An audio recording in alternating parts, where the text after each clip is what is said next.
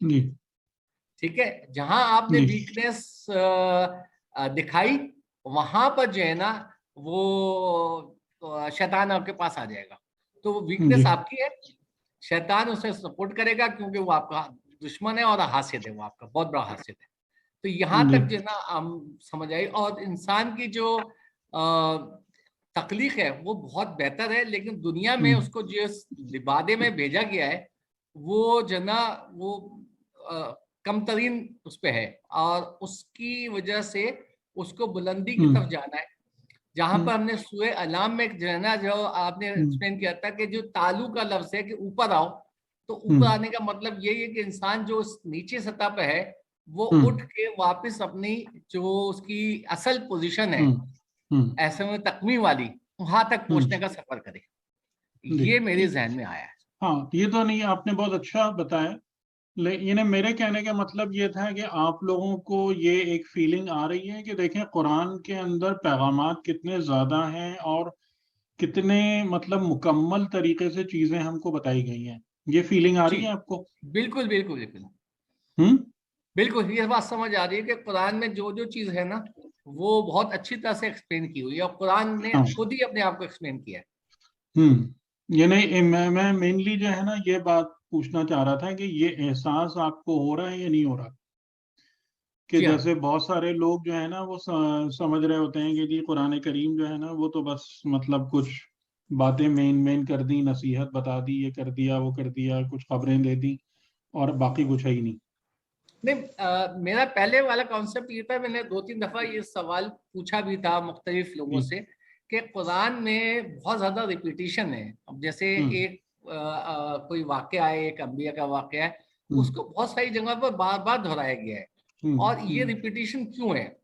تو زیادہ تر نے مجھے یہ کہا کہ یہ تذکرہ ہے، مطلب آپ کو یاد دہانی کے لیے بار بار گھما پھرا کے وہ چیز دکھائی جاتی ہے. لیکن ایسا نہیں ہے، ایسا اس طرح سے وہ یاد دہانی بھی ہے لیکن اس میں کچھ ایڈیشنز بھی ہیں. مطلب کوئی بات ایک جگہ ایکسپلین کی ہے، اس کا جواب جو ہے وہ دوسری جگہ پر دے دیا گیا ہے تاکہ لنک آپ بناتے سکیں. ہر جگہ ہاں بات تو جو ہے وہ یعنی اپنے میں یہی کانٹینٹ سے الگ ہے. کہنا چاہ بظاہر رہا ایک تھا ہے، کہ جو جی بظاہر ایک ہے، لیکن وہ پچھلی بات کو یا تو سپورٹ کر رہی ہوتی یا اس کو کھول رہی ہوتی. کہ جو کمپریہنسونیس ہے بیانات کی اور ڈیپتھ ہے، یعنی کہ میرا مین انٹینٹ یہ ہے کہ آپ لوگ انشاءاللہ اس کو فیل کریں اور سینس کریں اور اس سے استفادہ کرنے کے قابل ہوں، جی ہے نا؟ یہ تو تھوڑا سا، تو جی یہ تھوڑا چیز سا، محسوس ہو رہی ہے آپ لوگوں کو، نہیں ہو جی رہی؟ تھوڑے بات مجھے تو ہو رہی ہے، باقیوں کا میں نہیں. السلام علیکم. جی جی وعلیکم سر، بہت السلام. اچھی طرح سمجھ، بہت اچھی طرح آ رہا ہے سمجھ بھی، اور ایکسپلین بھی ہو رہا ہے، اور قرآن بہت زیادہ واضح ہو رہا ہے ہمارے سامنے. پہلے اتنی زیادہ وہ آیات کھلتی نہیں تھی ہمارے ذہن میں جب پڑھ رہے ہوتے تھے، اب زیادہ واضح ہو جاتی ہیں. تو اصل آپ لوگوں کو یہ ہنر حاصل کرنا ہے انشاءاللہ. صحیح ہے نا؟ انشاءاللہ. اچھا میں پڑھنا شروع کرتا ہوں کیونکہ تھوڑا سا ہماری بہنیں ذرا کم بول رہی ہوتی ہیں، تو میں انہی کے 2 آج میں نے سلیکٹ کیے ہیں. آئی تھنک ایک جو مجھے آیا ہے میسج ای میل سے ہی آیا ہے، 3 پیجز ہیں جے پیک کے. آئی تھنک شبانہ مظہر صاحبہ نے بھیجا ہے یہ مجھے جواب. سورہ شورا کی 2 آیتیں، یہ آیتیں 2 آپ کے سامنے نظر آ رہی ہیں نا اسکرین پہ؟ جی سر. 47 استجیبوا لربکم من قبل ان یأتی یوم لا مرد له من اللہ ما لکم من ملجأ یومئذ وما لکم من نکیر. تو استجیبوا لربکم، اچھا استجیبوا کا کیا معنی ہوگا؟ تم سب جی جواب دو، تم سب جواب دو. تم سب جواب دینے کی کوشش کرو. اچھا کوشش. ٹھیک ہے، یعنی تم سب جواب دینے کے اسٹیٹ کو تلاش کرو. یعنی یہ جو جہاں پر بھی سین اور تے لگتا ہے تو یہ طلب، خواہش، تمنا، ان سب کو وہ بیان کرتا ہے. جیسے آپ غفرا کے آگے جو سین و تے لگا کے استغفار بنا دیتے ہیں جو ورڈ بنتا ہے، تو استغفار کا معنی کیا ہوگا؟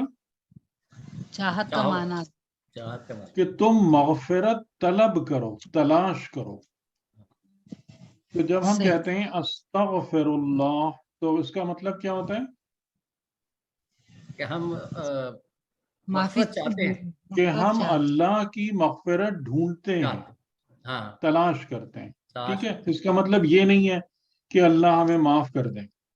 صحیح، یہ مطلب نہیں ہے. ٹھیک ہے، یا یہ کہ تم مغفرت خدا تلاش کرو، ڈھونڈو. اگر امر میں آ جائے گا تو استجیبوا لربکم، یعنی تم اس بات کو تلاش کرو یا ایفرٹ کرو کہ تم اپنے رب کو جواب دو. ٹھیک، یہ بات. تو میں تھوڑا سا جیسے آپ کے اس سے پڑھتا ہوں کہ استجیبوا لربکم، آیت کی ابتدا فعل امر سے ہو رہی ہے. خدا حکم دے رہا ہے کہ تم میری بات کو قبول کرو، یعنی اگر کوئی ہم سے کہتا ہے کہ جواب دو میری بات کا، تو مطلب یہ ہوتا ہے کہ اس نے کوئی کام کرنے کا حکم دیا ہوتا ہے. یہاں پر جو بات قبول کرنے کا حکم دیا گیا ہے وہ بظاہر محذوف ہے، لیکن وہ توحید کا پیغام ہے، خدا کی یکتائی کا. تمام بتوں کو کیا ہے کہ ان کے منصب کا بت، دولت، مال، اولاد توڑنے کا پیغام دین اسلام کو اختیار کرنے کا حکم دیا ہے. یہ آپ نے استجیبوا لربکم کا معنی لکھا ہے. ٹھیک ہے، اس میں باقی جو جیسے حضرات ہیں، آپ لوگ مجھے بتائیں کہ آپ کو استجیبوا لربکم کیا سمجھ میں آ رہا ہے؟ یہ جیسے ان کا جو جواب تھا یہ واٹس ایپ پر آیا تھا کہ انجی صاحبہ کہ خدا کی پکار کا جواب دینے کا حکم ہے، جواب سب کو دینا ہے. تو یعنی کہ جو جواب دینا ہے استجیبوا لربکم، یا جواب دینے کی ایفرٹ کرنا ہے، تو لربکم کس بات کا جواب دینا ہے؟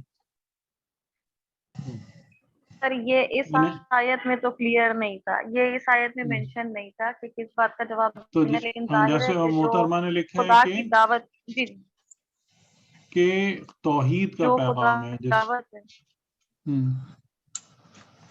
جی، مطلب وہ جو سلامتی کے راستے ہیں ان کا پیغام ہے.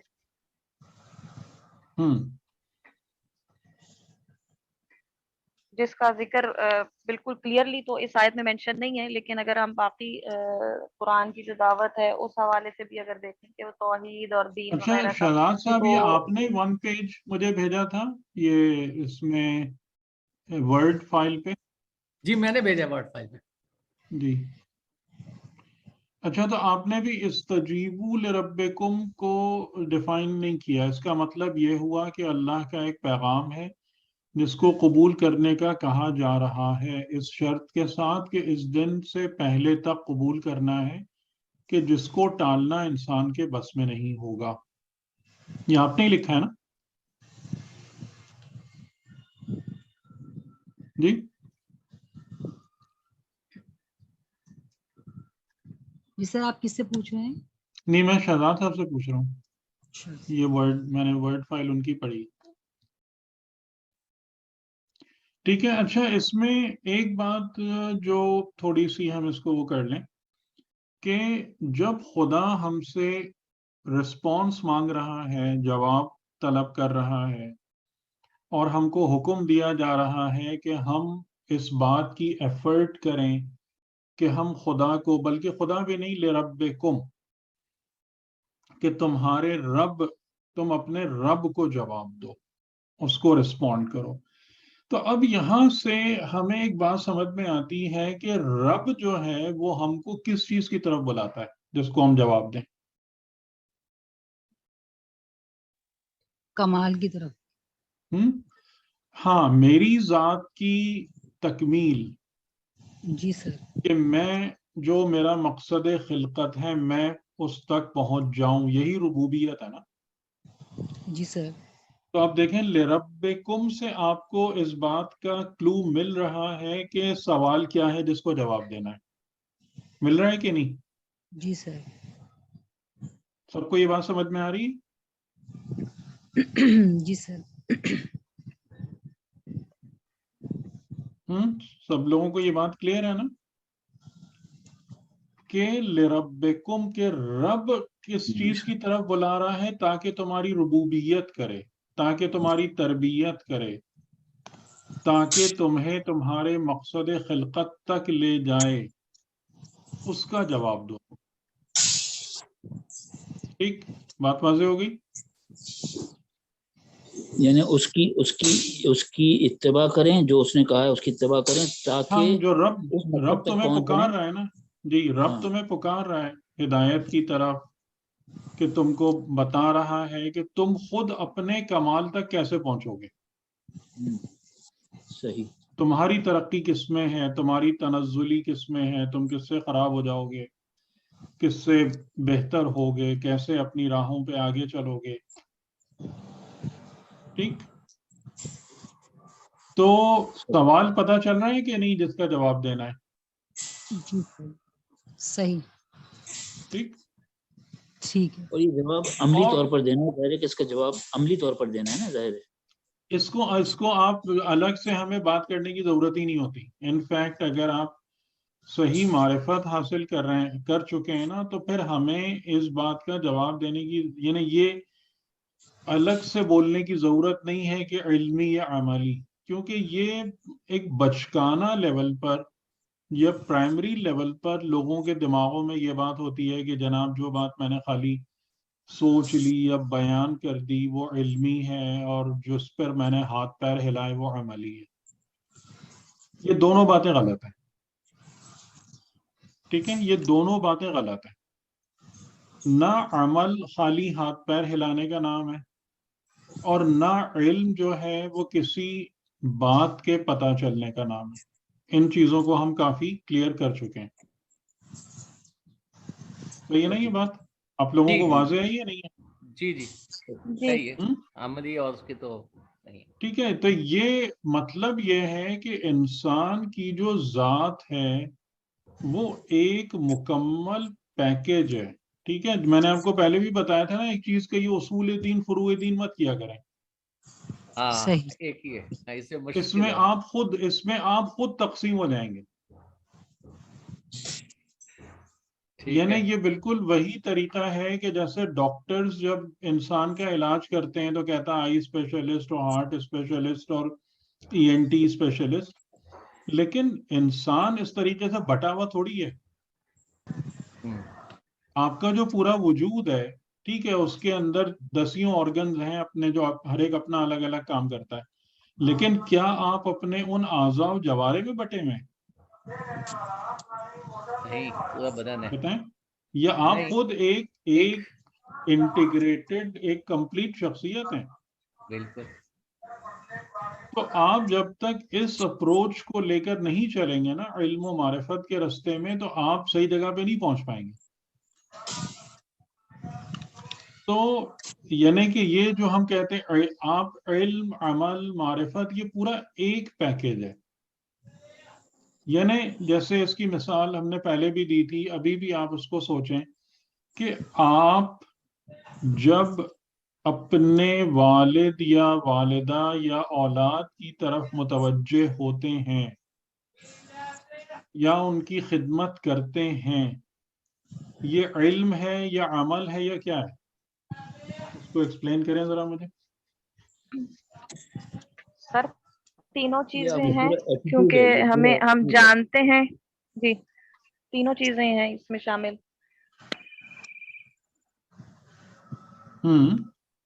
یعنی کہ یہ پورا آپ کا ایٹیٹیوڈ ہے جو آپ سر ہمیں علم ہے کہ والدین کے ساتھ کیسا بیہیویئر ہونا چاہیے، کیا رویہ ہونا چاہیے، اس کے مطابق پھر عمل کیا جاتا ہے.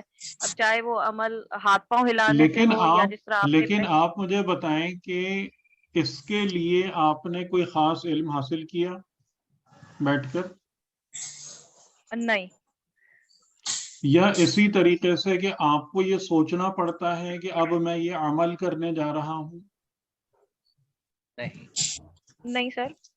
یا یہ کے پیرنٹس تمام کے کی ساتھ تمام relationship ہے. چیزیں، یعنی آپ دیکھیں کہ آپ کے ان رشتوں میں 3 چیزیں شامل ہیں. ایک وہ محبت ہے جو آپ اپنے وجود میں محسوس کرتے ہیں، ٹھیک. ایک آپ کے پاس یہ معرفت ہے کہ میرا ان سے رشتہ کیا ہے، اور تیسرے درجے پر وہ خدمت ہے جو ظاہراً آپ کبھی بغیر ہاتھ پیر ہلائے بھی کرتے ہیں اور کبھی اس کے ساتھ بھی کرتے ہیں. یہ تمام جو ہیں، یہ تینوں چیزیں یہ آپس میں ملی ہوئی ہیں، یا آپ ان کے بارے میں الگ الگ سوچتے ہیں کہ جی ابھی میں اپنے علم کو استعمال کر رہا ہوں کہ تاکہ مجھے یہ پتا چلے کہ میری ماں کون ہے، میرا باپ کون ہے، اب میں اپنے عمل کو استعمال کر رہا ہوں کہ میں ان کو پانی پلا دوں، کھانا کھلا دوں، ایسے کرتے ہیں آپ؟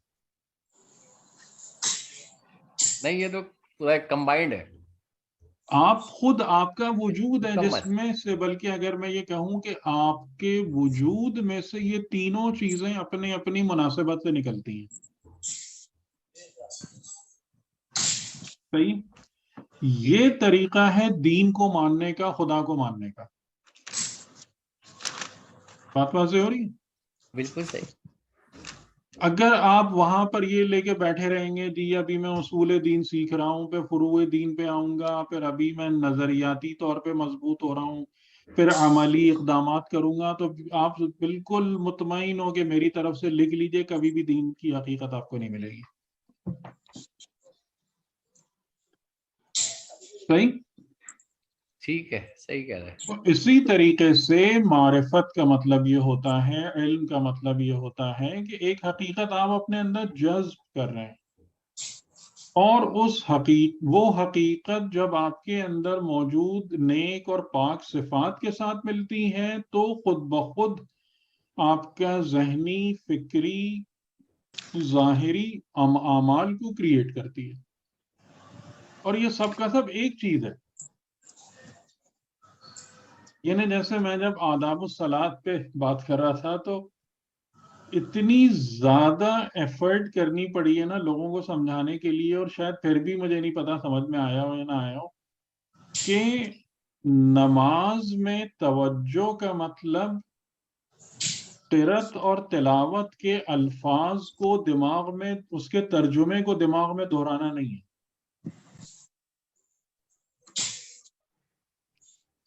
یعنی یہ بات تقریباً سمجھنا ہی آلموسٹ بڑا ہی مشکل تھا لوگوں کے لیے، کہ یہ مطلب نماز میں توجہ آپ کہیں، یعنی نماز میں توجہ کا مطلب کہ آپ نے پڑھا الحمدللہ رب العالمین تو آپ اپنے دماغ میں وہ ترجمہ دہرائیں یا اس کے معنی کو ذہن میں تازہ کریں فلاں فلاں. تو یہاں بھی کیا مصیبت ہے؟ یہاں بھی یہی مصیبت ہے کہ تقسیم ہے. جہاں پر ڈویژنز آ جاتی ہیں وہاں پر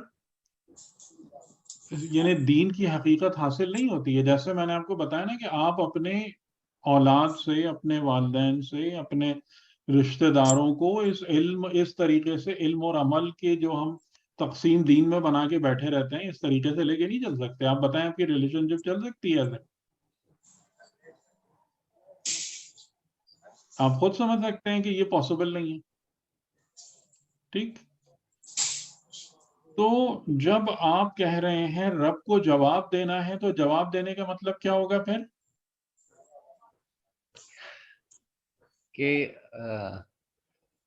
رب کا جو رب جس طرف بلا رہا ہے اس طرف سفر کرنا ہے. مطلب رب آپ کا تمہیں کمال کی طرف لے کے جانا چاہ رہا ہے اپنے پورے وجود کے ساتھ، ہاں، اپنے پورے وجود کے ساتھ، کہ جس میں آپ کی علم و معرفت اور عمل ایک سنگل پیکج ہے، الگ الگ تقسیمات نہیں ہیں. اپنے پورے وجود کے ساتھ اپنے رب کی طرف متوجہ ہو جاؤ اور اس کی پکار پر لبیک کہو. ہاں، ٹھیک. ٹھیک. تو جب بھی یہ بات ہوگی تو اس کا کیا مطلب ہے کہ یہ اس میں تمام چیزیں شامل ہیں. ہمیں یہ بات کہنے کی ضرورت نہیں ہے کہ جی اب میں عمل کر رہا ہوں اور اب میں علم حاصل کر رہا ہوں. یہ سب خود بخود، یعنی کہ آپ دیکھیں نا کہ دین کا جو پیغام آیا ہے کہ آپ اگر رسول خدا صلی اللہ علیہ وآلہ وسلم کی تبلیغ کو دیکھیں تو وہاں پر جتنا کچھ بھی تھا وہ سب ایک ساتھ ملا ہوا تھا یا نہیں تھا؟ جی یعنی جو 23 سال کی حضور کی زندگی ہے کہ لوگ جب مثال کے طور پر بیٹھتے تھے حضور کے ساتھ تو وہاں وہ علم و معرفت اور اخلاق کی تربیت لے رہے ہوتے تھے. اس کے بعد جب وہ وہاں سے اٹھ کر اپنے سوسائٹی میں آتے تھے، اپنے گھروں میں جاتے تھے تو اسی کو پریکٹیکلی امپلیمنٹ اور اپلائی کر رہے ہوتے تھے. یعنی خود بخود وہ چیزیں جو تھیں کہ وہ علم اور عمل کا پورا کمبینیشن اور امتزاج بنتا چلا گیا. ٹھیک ہے، اس میں کوئی الگ سے نہیں ہے کہ آپ کہیں جی ابھی تو میں سیکھ رہا ہوں. یعنی اس وجہ سے جو ہے نا، اس وجہ سے اگرچہ کہ ہماری مجبوری ہے لیکن یہ مدرسہ جو ہے نا ایک لحاظ سے کاؤنٹر پروڈکٹیو بھی ہو جاتا ہے. جو آپ دیکھ سکتے ہیں اس کا جو منفی پہلو ہے وہ کیا ہے کہ لوگ یہ سمجھنا شروع کر دیتے ہیں کہ جناب ابھی میرا کام جو ہے نا وہ علم حاصل کرنا ہے اور پھر اس کے بعد میں عمل کروں گا. اس غلط فہمی کا شکار ہو جاتا ہے. لیکن نبی کی تربیت کیا ہے؟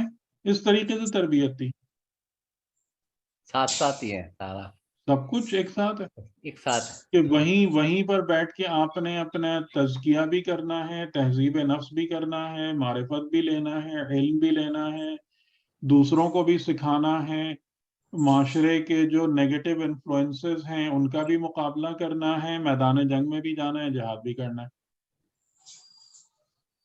ٹھیک، تو دین جس طریقے سے لوگوں کے پاس آیا اور لایا گیا اور حضور کی برکت سے، تو وہ کیا تھا؟ وہ پورا ایک سنگل پیکج تھا کہ جو ان کی زندگی کے ہر حصے کو بیک وقت متاثر کر رہا تھا، اس پر اثر ڈال رہا تھا.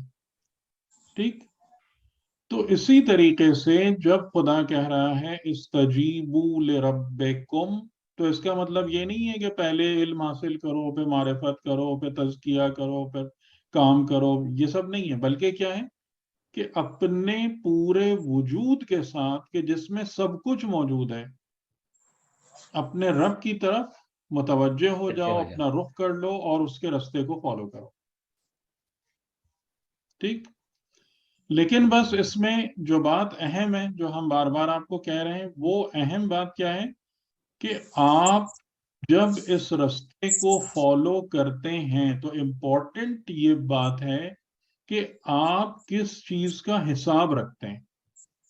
صحیح، زیادہ تر جو لوگ ہیں وہ کس بات کا حساب رکھتے ہیں؟ اپنے اعمال کا، کہ جناب میں نے اتنا کام کیا یا فلاں کام کیا. یہ بات ہم بار بار آپ کو سمجھا رہے ہیں کہ اس کا حساب نہیں رکھنا ہے، بلکہ کس کا حساب رکھنا ہے؟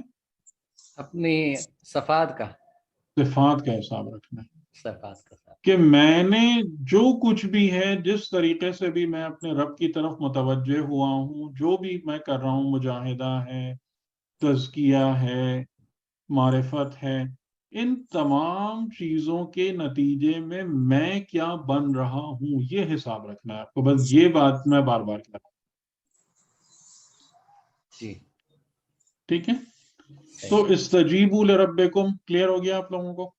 ٹھیک ہے جی جی، اور اس کی جو ہے وہ لربکم میں ہی ہے. اچھا، اب جو دوسرا جملہ ہے کہ من قبل ان یأتی یوم لا مرد لہ من اللہ، اس جملے میں جو بنیادی پیغام ہے وہ یہ کہ رب کو جواب دینے کی مہلت انفینٹ نہیں ہے. ٹھیک ہے، یہ جملہ آپ لوگ نوٹ کریں، یا آپ میں سے کسی نے نہیں لکھا ہے؟ میں لکھا نا اس شرط کے ساتھ. کیا سر، کیا بتایا ابھی آپ نے؟ نہیں، میں نے یہ بات کہی کہ جو یوم لا مرد لہو کا مطلب ہے کہ جو خدا کا پیغام ہے نا استجیبوا لربکم، جی جی، اس استجابت کا یعنی جواب دینے کی مہلت لامحدود نہیں ہے، جی، بلکہ ایک سرٹن ٹائم پیریڈ تک ہے. ہاں، ایک دن تک ہے. ڈیڈ لائن ایک سرٹن ٹائم پیریڈ پر. جی جی ٹائم ٹھیک ہے, پیریڈ. یہ ہے یہ والا جو ہے نا پہلو, یہ کیا ہے, یہ تشویشناک ہے. جی یہ انسان کو فکر میں مبتلا کرتا ہے, یہ انسان کو متوجہ کرتا ہے کہ کس بات کی طرف متوجہ کرتا ہے کہ کمپلیسنسی نہ ہو, یعنی ڈھیلا پن نہ ہو, سستی نہ ہو, کاہلی نہ ہو. اچھا, اب جو بات ہے کہ من قبلی ان یأتی یوم لا مرد لہ من اللہ, کہ قبل اس کے کہ تمہارے پاس آ جائے یا لایا جائے, ان یأتی لایا جائے ایک ایسا دن, لا مرد لہ جس کے لیے رد نہیں ہے, پلٹنا نہیں ہے, اس کو آپ واپس نہیں دھکیل سکتے, واپس نہیں بھیج سکتے, من اللہ, خدا کی طرف سے ایسی کوئی چیز کی پرمیشن نہیں. ٹھیک, تو اس دن کے حوالے سے جیسے اگر یہ شہزاد صاحب کا ورڈ ڈاکومنٹ ہے تو آپ نے لکھا ہے کہ یہاں وہ کون سا دن ہے اس کی وضاحت نہیں ہے, لیکن اس دن کی خاصیت یہ ہے کہ اس دن انسان کے پاس نہ تو کوئی بچنے کی جگہ ہوگی اور نہ پیغام سے انکار کرنا ممکن ہوگا. ٹھیک, اور اس کے بعد شبانہ صاحبہ نے لکھا ہے کہ صرف ایک خدا کے ہو رہو اس سے پہلے کہ وہ دن آ جائے جب واپسی ممکن نہ ہو, روز محشر. اس دن نہ کوئی بچنے چھپنے کی جگہ ہوگی. دنیا میں جرم کر کے مجرم روپوش ہو جاتے ہیں, لیکن یوم آخرت میں کوئی بچنے کا ٹھکانہ نہیں ہوگا اور عذاب سے انکار کی ہمت ہوگی. ٹھیک, اچھا, اور ما لکم من ملجأ یومئذ وما لکم من نکیر, اس دن کی تھوڑی سی اور وضاحت کر دی ہے کہ اس دن تمہارے لیے ملجا کا مطلب کیا ہے کہ جہاں پر تم پناہ لے سکو, ٹھیک ہے, جہاں پر تم بچ سکو. ٹھیک,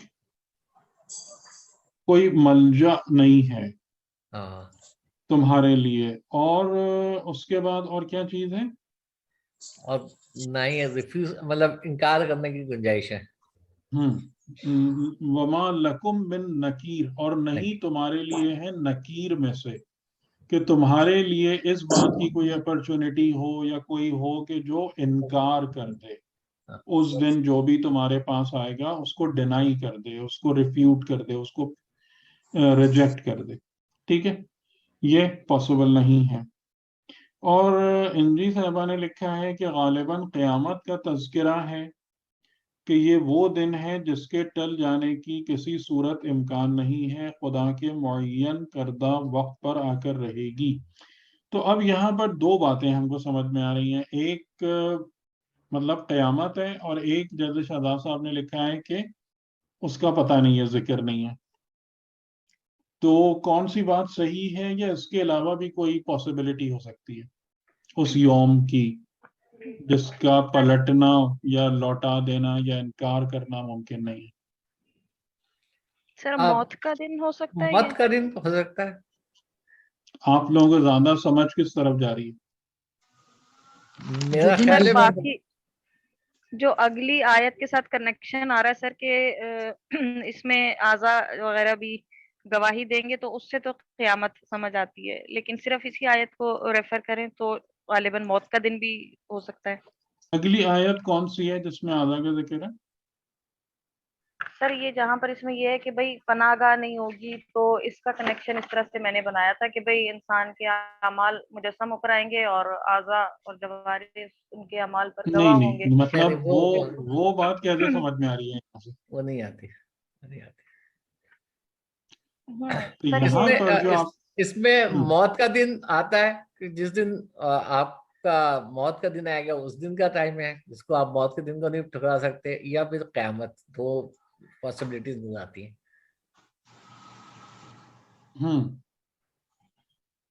ٹھیک ہے, جو اس میں, لیکن آپ اگر اس بات کو دیکھیں کہ وہ دن کہ جب خدا کی طرف سے اس کا پلٹنا نہیں ہے، یعنی خدا کے نظام میں یہ پاسبلٹی نہیں ہے کہ اس کو لوٹا دیا جائے، اس کو واپس بھیج دیا جائے۔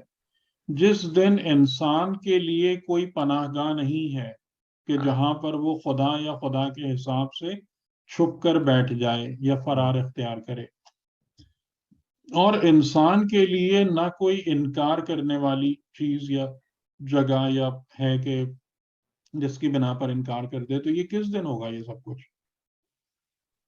دیکھیں پناہ گاہ اگر دیکھا جائے تو وہ بھی قیامت کا ٹائم ہے، حشر کا میدان ہے، جس میں آپ کہہ سکتے ہیں نہیں، اس کو دونوں پہ رکھ کے دیکھیں نا کہ انسان کی جب موت آتی ہے تو موت کا جو دن ہے، یعنی آپ کی تکلیفی اور اختیاری زندگی جو ہمیں دی گئی ہے دنیا میں، جس میں ہم اپنے اختیار سے کام کر سکتے ہیں اور زندگی گزار سکتے ہیں، کیا یہ تینوں چیزیں وہاں پر ختم ہوتی ہیں موت میں؟ یہ تینوں باتیں اپلائی ہوتی ہیں وہاں پہ؟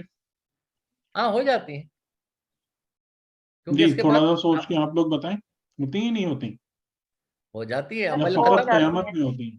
جی عمل ختم ہو جاتا ہے۔ نہیں، جو تین باتیں یہاں لکھی ہیں، لا مرد لہ، جس کے لیے پھر رد کرنا یا اس کو پلٹایا جانا ممکن نہیں ہے، من اللہ، ٹھیک، ما لکم من ملجأ، تمہارے لیے کوئی ملجا نہیں ہے، کوئی پناہ گاہ نہیں ہے جو تم کو وہاں آ کے بچا لے، تم کو اپنی پناہ میں لے لے۔ یعنی جیسے دیکھیں نا دنیا میں ہوتا ہے کہ انسان فرار کرتا ہے نا بہت ساری چیزوں کا، ہو ہی نہیں رہا کہ خدا جو ہے کس کو پکڑ رہا ہے ابھی ظاہراً، سب لوگ گھوم رہے ہیں اپنے ایک سے غلط کام کر کے، گناہ کر کے، تو انہیں لگ رہا ہے نا کہ یہ دنیا کی زندگی، یا بعض لوگوں کو لگتا ہے دولت، یا بعض لوگوں کو لگتا ہے ہماری مادی طاقت، کیا لگتی ہے یہ ان کو پناہ گاہ لگتی ہے؟ نہیں لگتی؟ بالکل پناہ گاہ ہوتی ہے ان کے کہ لیے۔ کوئی انسان، یعنی ایون پیغمبر اگر ان کو جا کے کہہ رہے ہیں کہ بھائی تم جو ہو ڈرو اس دن سے، وہ کہیں ہمیں پرواہ ہی نہیں آپ کی بات کی، بولتے رہیے۔ کیوں بولتے رہیے؟ اس لیے کہ ان کو یہ بات نظر آ رہی ہے، یا انہوں نے اپنے آپ کو اس بات کا قائل کر لیا ہے کہ یہ جو ہمارے پاس ابھی میٹیریل پاور اور اسٹرینتھ ہے، یہ میرے لیے پناہ گاہ ہے۔ یہ پیغمبر مجھے جو چاہے بولیں، مجھے کیا فرق پڑ رہا ہے، میں اس کی پناہ میں ہوں، میں اپنی دولت کی پناہ میں ہوں، میں اپنی مادی قوت کی پناہ میں ہوں۔ یہ بات ہے یا نہیں؟ تو یہ پناہ گاہ کس دن ہٹ جائے گی؟ اب یہ سوچنے والی بات کہ کوئی ریفیوج نہیں ہے، کوئی جگہ نہیں ہے کہ جہاں پر تم جا کے چھپ جاؤ۔ اور وما لکم من نکیر، اور تمہارے لیے نکیر میں سے، ڈینائل میں سے، اس میں بھی کوئی تمہارے پاس کوئی چیز نہیں ہے۔ تو کیا یہ تینوں کی تینوں چیزیں وقت موت محقق ہو جاتی ہیں؟ جی ہو جاتی ہے، موت کے وقت تینوں ہو جاتی ہے۔ صحیح ہے نا؟ تو اس میں زیادہ پھر امکان کس بات کا ہے کہ یہاں پر موت اور آخرت میں بھی ہے، اور آخرت میں بھی ہے، آخرت میں بھی ہے، دونوں طرف کہہ سکتے ہیں۔ تو لیکن کس کو یہاں کیا جائے گا؟ یعنی خدا ہمیں یوم قیامت کے آنے سے ڈرا رہا ہے، کیونکہ من قبل ہے نا، من قبل کا جو ورڈ ہے یہ ایک وارننگ ہے۔ ہاں اس لحاظ سے تو موت کا ہو جاتا ہے کہ تمہاری جو مدت ہے، مہلت ہے استجیبوا لربکم کی، وہ اس یوم کو ختم ہو جائے گی۔ یہی مطلب ہے نا؟ بالکل، تو موت کو ختم ہو جائے گی کہ اس جو یوم آئے گا جس کے حوالے سے ہم تم کو یہ تین باتیں بتا رہے ہیں کہ نہ اس کو لوٹایا جا سکتا ہے، نہ اس دن کوئی پناہ گاہ ہے سوائے خدا کے، اور نہ اس کا انکار کرنا ممکن ہے۔ ٹھیک، تو اب اس سے آپ لوگ کیا نتیجہ نکالیں گے کہ یہ کون سا دن ہے؟ یہ موت کا دن ہے، موت کا دن، موت کا دن، صحیح، بالکل موت کا دن، کہ جہاں پر کہ یعنی ہمیں پھر اچھا، اور ایک اور بات یہاں پر اسکیری پارٹ کیا ہے کہ موت کے دن کے حوالے سے کسی کے پاس کوئی گارنٹی ہے کہ کب آ رہا ہے؟ ہاں پتہ نہیں ہے نا آپ کو، تبھی وہ ہے۔ تو اس کا مطلب ہوا کہ استجیبو لربکم کی مہلت انتہائی مختصر بھی ہو سکتی ہے. ہاں ایسا ہی ہے نا؟ بالکل، پتہ نہیں اگلے لمحے بھی ہو سکتی ہے. بالکل ٹھیک، بات سمجھ میں آ گئی؟ بالکل صحیح ہے. جی کلیئر ہے آپ لوگوں کو؟ جی سر صحیح. تو یعنی اس کا مطلب یہ ہے کہ استجیبو لربکم، اپنے رب کی طرف جب تم رسپونڈ کرو گے، جواب دو گے، تو فی الفور کرو، فوراً کرو، وداؤٹ اینی ڈیلے کرو یہ کام. کیونکہ تم کو کچھ پتا نہیں ہے کہ وہ دن کب آ جائے جس میں یہ 3 صفات موجود ہوں اور وہ تمہاری استجابت کی مہلت کو کٹ آف کر دے. کلیئر؟ بالکل کلیئر. اس کے بعد آیت نمبر 48 جو ہے وہ آپ سے کہہ رہی ہے فَإِنْ أَعْرَضُوا فَمَا أَرْسَلْنَاكَ عَلَيْهِمْ حَفِيظًا. اب یہ فَإِنْ أَعْرَضُوا، اگر یہ اعراض کریں، اعراض کریں کا مطلب ہے کہ منہ موڑ لیں، تمہیں ریفیوز کر دیں تمہاری اس بات کو، تمہاری اس پکار کو، تو یہ اعرضوا حقیقتاً کس کی طرف جا رہا ہے، کس کی طرف پلٹ رہا ہے؟ اعراض کس بات سے کریں؟ استجیبو کی طرف، لربکم، استجیبو. جی آپ سمجھ میں آئے بالکل اس طرف جا رہا ہے کہ یہ اعراض جو ہے یعنی کہ یہ تم ان کو کہہ رہے ہو کہ اپنے رب کو جواب دو. ہاں ٹھیک ہے، تمہارے رب نے تم کو پیغام بھیجا ہے. کس بات کا پیغام بھیجا ہے؟ کہ آؤ میں تمہاری ربوبیت کروں، آؤ میں تمہاری ہدایت کروں، آؤ میں تمہیں تمہارے کمال تک پہنچنے کا رستہ بتاؤں. ٹھیک ہے، اور تم سے ایکسپیکٹڈ ہے کہ تم اس کا جواب دو گے، اور جواب دینے میں کوتاہی اور سستی نہیں کرو گے، کیونکہ جواب دینے کی مہلت ایک ایسے یوم میں ختم ہو جائے گی جس کے آنے کی تمہارے پاس کوئی گارنٹی نہیں، کوئی خبر نہیں. لیکن اگر یہ اس بات سے منہ موڑ لیں، اس کو چھوڑ دیں، اس پیغام کو، اس سے ہٹ کے کہیں اور چلے جائیں، تو پھر فما ارسلناک علیہم حفیظا.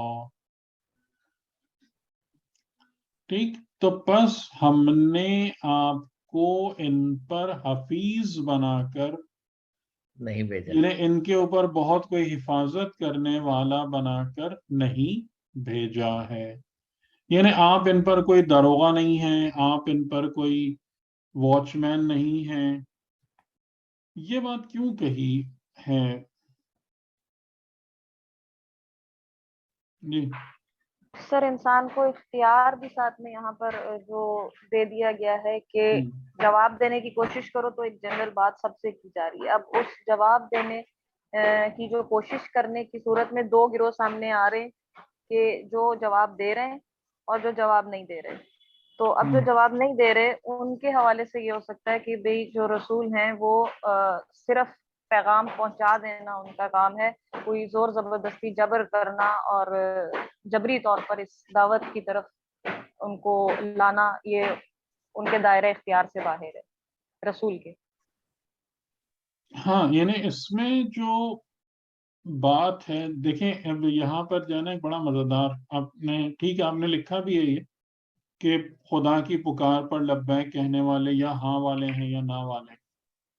جی اور جو لوگ انکار کر رہے ہیں ان کے بارے میں کہا جا رہا ہے کہ تم ان پر حفیظ بنا کر نہیں بھیجے گئے ہو. یعنی یہ نہیں ہے کہ تم ان کو ہر وقت ہر حال میں پروٹیکٹ کرنا ہے اور ان کو ان کے اوپر نگرانی کرنی ہے یا واچ فل ان پر رہنا ہے. تمہاری ذمہ داری کیا ہے؟ وَإِنْ عَلَيْكَ إِلَّا الْبَلَاغُ، کہ بلاغ یعنی پہنچا دینا، کہ جو پیغام ہے اس کا پہنچا دینے کی ذمہ داری آپ کے اوپر. اچھا، اب جو لوگ انکار کر رہے ہیں اس کے بارے میں تو ٹھیک ہے، یہ بات آپ کو سمجھ میں آ رہی ہے کہ ان پر آپ کوئی اوپر بیٹھے نہیں رہیں گے ان کے اوپر، یا دوسری آیتوں میں جیسے ہے کہ آپ ان پر کوئی بہت زیادہ رنجیدہ بھی نہیں ہوں گے، ان دل گرفتہ نہیں ہوں گے، اگرچہ کہ رسول ایسا نہیں کر پاتے تھے. لیکن آپ یہ نہیں کریں گے, آپ کی ذمہ داری ابلاغ ہے, پہنچانا ہے. ٹھیک ہے, تو یہ تو انکار کرنے والوں کی بات ہو گئی نا. لیکن جس نے اقرار کیا اس کے لیے کیا ہے؟ اس کے لیے تو دوسرا راستہ ہے نا. جب وہ جا رہا ہے تو پھر رسول جو اس کو تبلیغ کر رہے ہیں, ان کا وہ جو ان کے اس میں ہے سورہ جمعہ میں بھی ہے کہ تمہارا جو ہے وہ یتلو علیہم آیاتی ہے اور یزکی ہے والا جو 3 چیزیں ہیں, تو وہ تو اس کیٹیگری میں جائیں گے نا جن کے لیے رسول یہ کام کر رہے ہیں.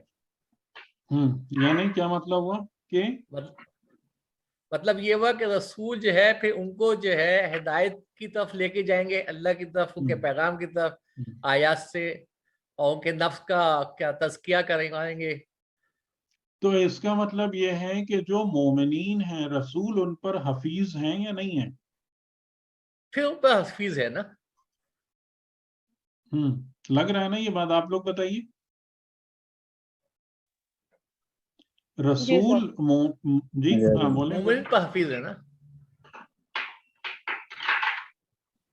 ہاں, وہ جو آرزو کرتے ہیں, یعنی جو انکار کرتے ہیں, جو منہ موڑ لیتے ہیں, ان کے اوپر تو حفیظ نہیں ہے, لیکن مومن کے اوپر حفیظ ہیں. بس اور پھر ان کی ٹھیک ہے نا. ذمہ تو داری وہ ساری یہ بات جو ہے یہ بڑی اہم ہے.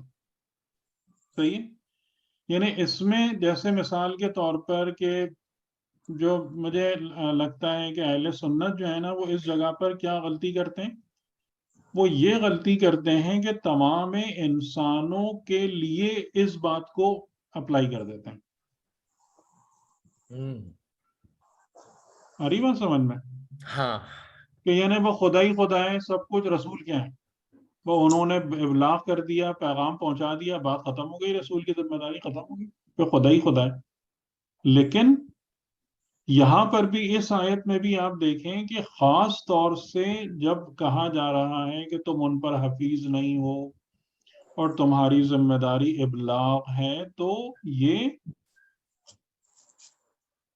ان کے لیے جو منہ موڑ کے جا رہے ہیں. ٹھیک, جو پیغام کو قبول کر رہے ہیں تو پھر رسول ان کے لیے مربی بھی ہیں خدا کی طرف سے, ان کے ٹیچر بھی ہیں, ان کے گائیڈ بھی ہیں, ان کے رہنما بھی ہیں, ان کے اوپر محافظ بھی ہیں, سب کچھ ہیں. صحیح. ٹھیک ہے. اور اسی کے مطابق کہا گیا نا کہ وہ ظلمات سے نور کی طرف لے کے جائیں گے, اللہ ہے اور رسول ہے.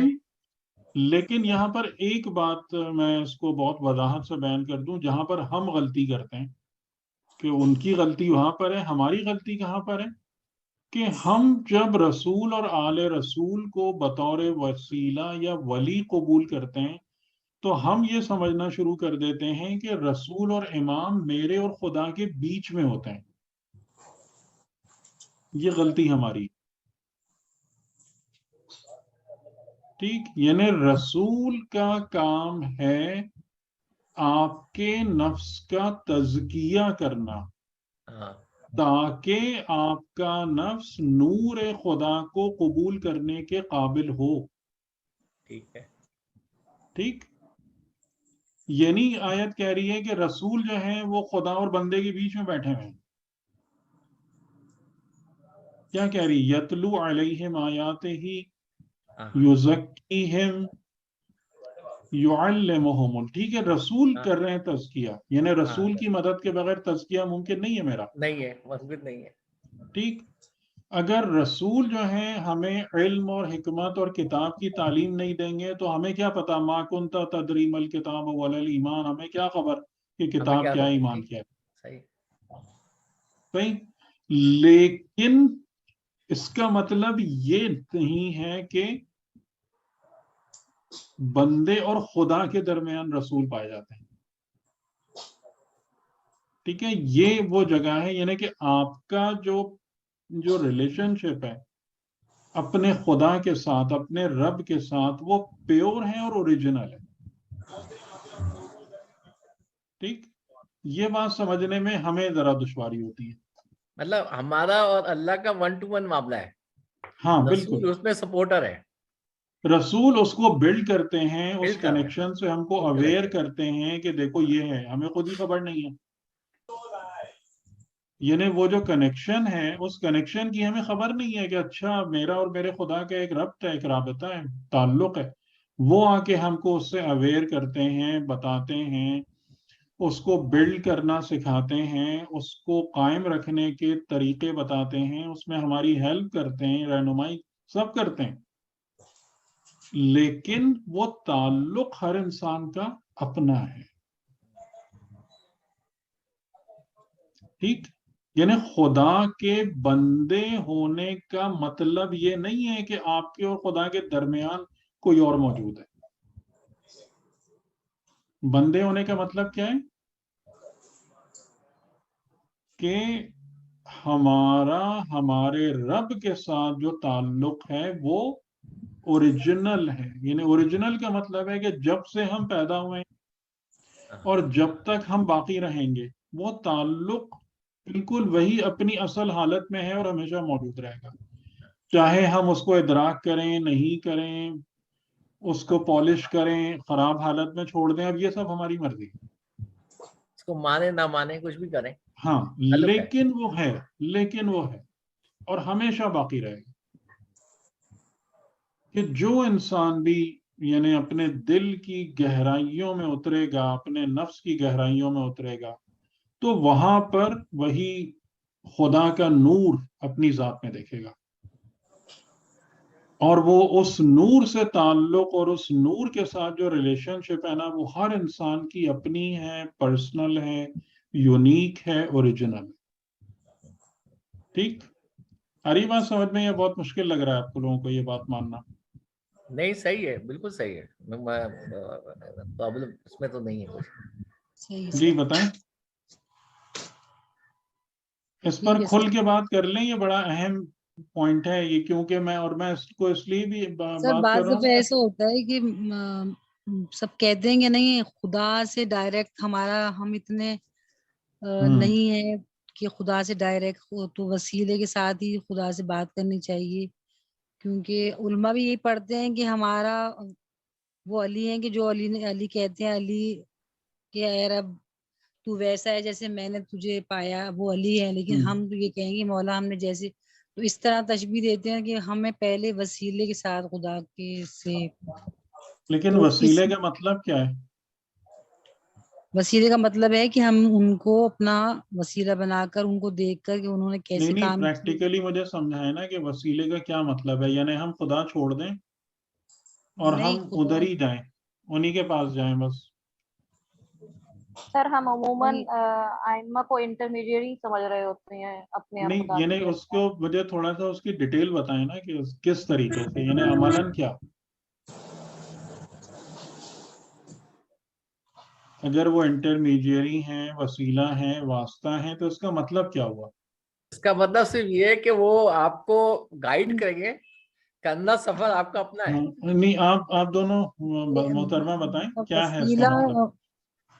وسیلہ ویسے تو وسیلہ کوئی بھی وسیلہ ہم کسی کام کے لیے بناتے ہیں کہ بھئی یہ وسیلہ ہمارا ہے, یہ ہم کام تو خدا کرے گا, لیکن ڈاکٹر کے پاس بھی ہم جائیں گے تو وسیلہ یہ ہے کہ ہم ڈاکٹر کے پاس جائیں گے, ان سے بات کریں گے, شفا خدا دیتا ہے.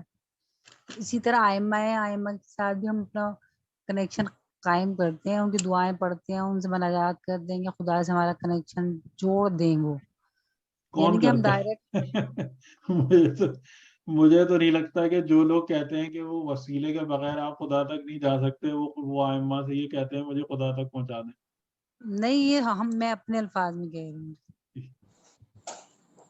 جس سے علماء یہی پڑھتے ہیں نا کہ ہم اب خدا نے اپنے آپ تو غیب کے پردوں میں چھپایا ہوا ہے, وسیلہ ہی خدا نے بھیجا. اور ان کے یہ کون کہہ رہا ہے, یہ کون سا عالم ہے جو یہ بات کہہ سکتا ہے, مجھے یہ بتائیں. میں اس شخص کو عالم کیسے مان لوں جو یہ بات کہہ رہا ہے؟ آپ خود اس کی تردید کر دینا, میرے کہنے کی کیا ضرورت ہے. نہیں, میں تردید مطلب میں یہ کہہ رہی ہوں کہ ہم ڈائریکٹ خدا سے مانگتے ہیں, خدا سے کہتے ہیں. نہیں, جو آپ نے کہا نا, میں اس جملے کو کہ خدا نے اپنے کو غیب کے پردوں میں چھپایا ہوا ہے, اس کا کیا جواب ہے؟ آپ لوگ دینا جواب اس کا. آپ سب سنا کے چلے آتے ہیں ایسے ہی یہ کیا بات بھی ہوئی؟ سر غیر کے بتائیں نا اس پردوں کا میں جواب. چھپایا ہوا ہونے سے سر پھر اس کا مقصد یہ ہو گیا کہ خود تک پہنچنے کے راستے مسدود کر دیے. ارے بھائی سیدھا نہیں بھائی، سادہ قرآن کریم کہہ رہا ہے نحن اقرب الیہ من حبل الورید. تو شہر سے قریب ہے. پھر غیب کے پردوں میں کہاں چھپایا ہوا ہے؟ ظاہر بھی ہے، باطن بھی ہے، سب کچھ ہے. رگے گردن سے زیادہ تمہاری مین جو جان ہے جس رگ میں، اس سے زیادہ ہم تم سے قریب ہیں، اقرب ہیں بلکہ. ان اللہ یحول بین المرء وقلبہ، بے شک اللہ جو ہے وہ انسان اور اس کے قلب کے بیچ میں ہے، درمیان ہے. فَأَيْنَمَا تُوَلُّوا فَثَمَّ وَجْهُ اللَّهِ، جس طرف تم اپنے رخ کو پھراؤ گے وجہ اللہ کو دیکھو گے. یہ غیب کے پردوں میں چھپی ہوئی شخصیت ہے. بتائیں مجھے، تو آپ لوگ کیا قرآن پڑھتے ہیں؟ نہیں سر یہ تو صحیح بات ہے، لیکن یہ کہ وسیلہ تو ہے نا امام علی. پہلے یہ بتائیں نا کہ وہ بات غلط ہے یا نہیں ہے، پہلے اس کا فیصلہ کریں کہ خدا چھپا ہوا ہے اور غیب میں ہے اور یہ ہے وہ بات غلط ہے یا نہیں ہے. پہلے اس کا فیصلہ ہو، غلط پھر ہے، بات آگے جائے گی. غلط ہے جی سر، غلط ہے یہ تو بالکل. کہ یہ صریحاً نص قرآنی کی خلاف ورزی ہے. امام علی علیہ السلام فرما رہے ہیں کہ خدا اور مخلوق کے درمیان کوئی حجاب نہیں ہے سوائے اس کے کہ جو لوگوں کے گناہوں کی وجہ سے خدا اور بندوں کے درمیان پردے حائل ہو جاتے ہیں. تمہارے گناہ ہیں جو حجاب ہیں تمہارے اور خدا کے درمیان، نہ کوئی پردہ نہیں ہے. اس سے زیادہ کوئی تم سے قریب نہیں ہے، وہ تمہارے اور تمہارے دل کے درمیان ہے. جس طرف تم اپنے رخ کو پھراؤ وجہ اللہ کو دیکھو گے. اس ہستی کے بارے میں یہ باتیں کی جا سکتی ہیں. میں بہت معذرت کے ساتھ صرف ہدایت کے لیے، میں کسی کو بھی پوائنٹ آؤٹ کر کے نہیں کہہ رہا ہوں، یہ سارے کے سارے چیزیں کس نے سکھائی ہیں انسانوں کو کہ خدا پتہ نہیں کہاں پر ہے اور خدا تک پہنچنا ممکن نہیں ہے اور وسیلے چاہیے. یہ منطق کس کی ہے بتائیں؟ اچھا یہ کس کی منطق ہے؟ یہ ہمارے ممبر کی ہے. نہیں ممبر نہیں، یہ آج کی بات نہیں ہے، ہزاروں سال نہیں پرانی ہمارے کہانی ساتھ ہے. یہ ہزاروں سال پرانی کہانی ہے، یہ کوئی نئی باتیں نہیں ہیں. یہ کس کی منطق ہے؟ یہ وہ منطق ہے جس نے بت پرستی کو ایجاد کیا ہے. بت پرستی، یس. یہ وہ لاجک ہے. صحیح ہے، صحیح ٹھیک. کہ خدا تو پتہ نہیں کدھر ہے اور یہ ہے وہ ہے، وہ تو نہ نظر آتا ہے، نہ ملاقات ہوتی ہے، نہ کچھ پتہ چلتا ہے. تو بیچ میں تم کو واسطے وسیلے چاہیے کہ، اور وہ واسطے وسیلے کے طور پر انہوں نے پہلے سمبولیکلی یہ بت کیے، اور پھر بتوں کے گارجین کے طور پر وہ پریسٹ اور ان کے جو تھے جتنے مذہبی لوگ یا جو بھی لوگ تھے وہ درمیان میں آگے بیٹھ گئے. ابھی انشاءاللہ جب ہم حضرت ابراہیم علیہ السلام کا واقعہ پڑھیں گے بت پرستی کے حوالے سے، تو وہاں میں آپ کو یہ پوری ایکسپلین کروں گا، یہ پوری ساری حرکتیں کہ کس طریقے سے قرآن کریم نے اس کو بیان کیا ہے. تو دیکھیں اصل میں یہی بات ہے کہ جب آپ قرآن پڑھیں تو بصیرت حاصل کریں اس کلام خدا سے. آپ کو یہ ویژن اتنی لائٹ آپ کے اندر ہونا چاہیے کہ آپ کو سمجھ میں آئے کہ آپ سے بات کیا کی جا رہی ہے، آپ کو کس طرف دعوت دی جا رہی ہے، آپ کو کس طرف بلایا جا رہا ہے. یہ نہ قرآن کی منطق ہے نہ معصوم کی منطق ہے. ابھی آج تو ٹائم نہیں ہے، میں انشاءاللہ جب حضرت نوح علیہ السلام کی بات شروع کروں گا اس میں بھی آپ یہی دیکھیے گا کہ جو مومن ہے وہ اپنے رب سے براہ راست تعلق رکھتا ہے. تو پھر اب اس پر آئیں، وسیلہ چاہیے. کیوں چاہیے وسیلہ؟ وسیلہ کیوں چاہیے؟ وسیلہ اس لیے چاہیے کہ آپ کے جو گناہ ہیں، جس کے جو آپ کی کثافتیں ہیں، وہ رسول اس کو ختم کر دیں گے. آپ کی شخصیت کے جو ہے جو گناہ کی وجہ سے پردے آ گئے ہیں ان کو وہ صاف کر دیں گے. آپ کو تزکیہ نفس کے بعد آپ کے درمیان جو پردے پڑ گئے ہیں وہ ختم کروا دیں گے.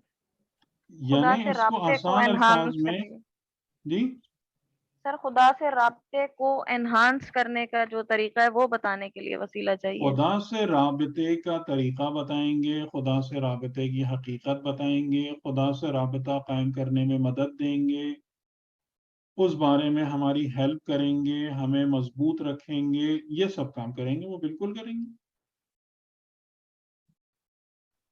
صحیح. لیکن یہ والی بات کہ جی خدائی پتہ نہیں کدھر ہے اس کے درمیان آپ کو کوئی وسیلہ چاہیے، یہ چاہیے، اور بلکہ بعض جگہوں پر تو میں نے سنا ہے بڑی ہی بیہودہ قسم کی مثال دی جاتی ہے کہ جس طریقے سے کہ کوئی ڈائریکٹر ہے تو ڈائریکٹر تک پہنچنے کے لیے پہلے اس کے اسسٹنٹ کے پاس جانا پڑتا ہے، تو پہلے کلرک کے پاس جانا پڑتا ہے. تو لا حول ولا قوت الا باللہ کہ خدا کے نظام کو جو ہے وہ کوئی دفتر کا وہ نظام بنا کے رکھا ہوا ہے.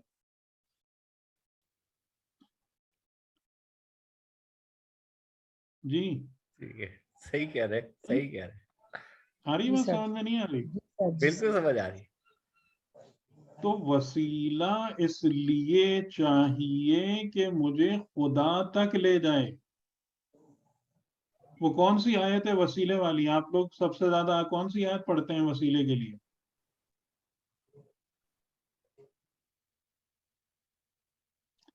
سب ذہن میں آ رہی ہے لیکن وہ جاہدوا فی سبیل اللہ یاد کون سی آیت ہے؟ یا ایھا الذین آمنوا ابتغوا الیہ وسیلہ. یہی پڑھتے ہیں نا، یا ایھا الذین آمنوا اتقوا اللہ وابتغوا الیہ الوسیلۃ وجاہدوا فی سبیلہ لعلکم تفلحون. یہی پڑھتے ہیں نا؟ جی سر. جی جی سر. ٹھیک. اب مجھے یہ بتائیے کہ اس آیت کا ترجمہ کیا ہے؟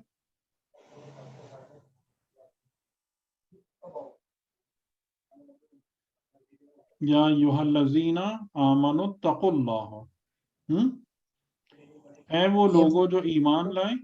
تمہیں کیا کرنا ہے؟ یہ آیت کہاں ہے میں آپ کو بتا دوں، 35 سورہ مائدہ. سورہ مائدہ. ٹھیک. یا ایھا الذین آمنوا اتقوا اللہ، اے ایمان والو اپنے ایمان کو ترقی دو. کہاں تک لے جاؤ اپنے ایمان کو؟ تقوی تک لے جاؤ، تقوی الہی تک لے جاؤ. اس کے بعد وابتغوا، اور تلاش کرو، الیہ الوسیلۃ، وسیلے سے پہلے ایک ورڈ ہے. وہ کون سا ورڈ ہے بتائیے؟ جی تقویٰ کا نہیں، وابتغوا الیہ الوسیلۃ. ہاں، وابتغوا، تلاش کرو اس کی طرف، وابتغوا اس ہے کی طرف. ڈھونڈو. ارے آپ لوگ اصل چیز ہی نہیں پک کر رہے. الہی کی طرف الہی ہے، ہے، الہی ہے، اصل میں الہی ہے، اس کی طرف. جی وسیلے سے پہلے الہی ہے. وسیلہ کس کام کے لیے ڈھونڈو؟ اللہ کے لیے ڈھونڈنا ہے نا، وہ تو صحیح اللہ کی طرف جانے کے لیے، الہی ہے، اس کی طرف جانے کے لیے. یعنی وسیلہ کہتے ہی اس کو ہیں جو اللہ ہو، خدا کی طرف سے. اس کے بغیر کوئی وسیلہ ہی نہیں ہے. آ رہی بات سمجھ میں آپ کو؟ اور اس کے بعد جہادو جو ہے خود کرنا ہے. ہاں، جاہدوا فی سبیلہ، یعنی کہ وہ خود جو تم نے کرنا وسیلہ ہے. تلاش کرنے کا, تو وسیلے کے ورڈ سے پہلے الیہ ہے, الہی ہے, الہی. تو وہ الیہ کو تو آپ گم کر دیں, خالی وسیلے کو لے کے بیٹھ جائیں تو وہ پھر وسیلہ کیا کرنا ہے اس نے آپ کا. نہیں سر, ہمارے ائمہ تو اللہ کی طرف سے وسیلہ, اللہ نے ہی بنایا ہے نا انہیں. تو اس کا مطلب کیا ہوا کہ جسے اللہ آپ نے وسیلہ اختیار کیا وہ وسیلہ وہ ہے کہ جو خدا تک لے جا رہا ہے, خدا تک لے جا رہے ہیں. ان کی دعائیں پڑھتے ہیں, ان سے طلب بھی مانگتے ہیں, ان سے دعا بھی طلب کرتے ہیں کہ جس طرح آپ نے خدا کہ خدا سمجھا تک لے جا رہا ہے. تو وہ والی بات پھر کہاں سے آ گئی کہ جناب خدا تک ہم نہیں پہنچ سکتے اور خدا غیب کے پردوں میں ہے اور اس کے یہ تو لیے سر آپ کو کوئی میڈیم چاہیے. بہت سارے یہ پڑھتے بات کہاں سے آ ہیں. گئی, یہ بات کہاں سے آ گئی؟ صحیح. تو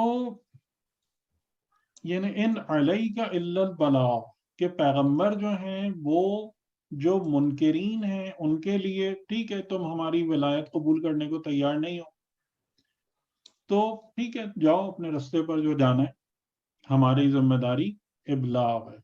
لیکن جنہوں نے پیغام قبول کیا ان کے لیے پیغمبر کیا ہیں؟ بِإِذْنِ اللہ ہادی ہیں اور ولی ہیں. ٹھیک ہے, جو پراپر ورڈ ہے وہ کیا ہے؟ ہادی ہیں اور ولی ہیں. جیسے انما ولیکم اللہ ورسولہ, یعنی رسول کی ولایت اللہ کی ولایت کے زیر سایہ ہے. اور وہ ہمیں یعنی وہ ولایت کیا کرتی ہے؟ وہ ولایت آپ کو زیادہ سے زیادہ خدا کا شعور آپ کے اندر بہتر, یعنی آپ جتنا زیادہ ان کے ساتھ ٹائم گزاریں گے تو کیا ہوگا؟ شعور بڑھتا جائے آپ گا. خدا کے بہتر سے بہتر بندے بنتے چلے جائیں گے. ٹھیک. سر مجھے جو یہ بات سمجھ آئی ہے کہ وسیلہ یہ اس صورت میں ہے کہ ہمیں راستہ دکھا رہے ہیں اور کر کے بتا رہے ہیں کہ ہم اللہ وسیلے کے نہیں, وسیلے کے بہت سارے وہ ہیں اپنے کام ہیں, لیکن وسیلے کے اندر جو وہ بات ہے نا کہ وسیلہ کوئی انسان اور خدا کے درمیان بیٹھا ہے. یعنی دیکھیں جیسے میں آپ کو ایک ایگزامپل دوں کہ آپ نے اپنا گھر بنایا, آپ نے اپنے گھر کے اندر ساری چیزیں رکھی, اپلائنسز رکھی, ڈیوائسز رکھی, اور اب آپ کو یہ سمجھ میں نہیں آ رہا ہے کہ یہ چلیں گی کیسے.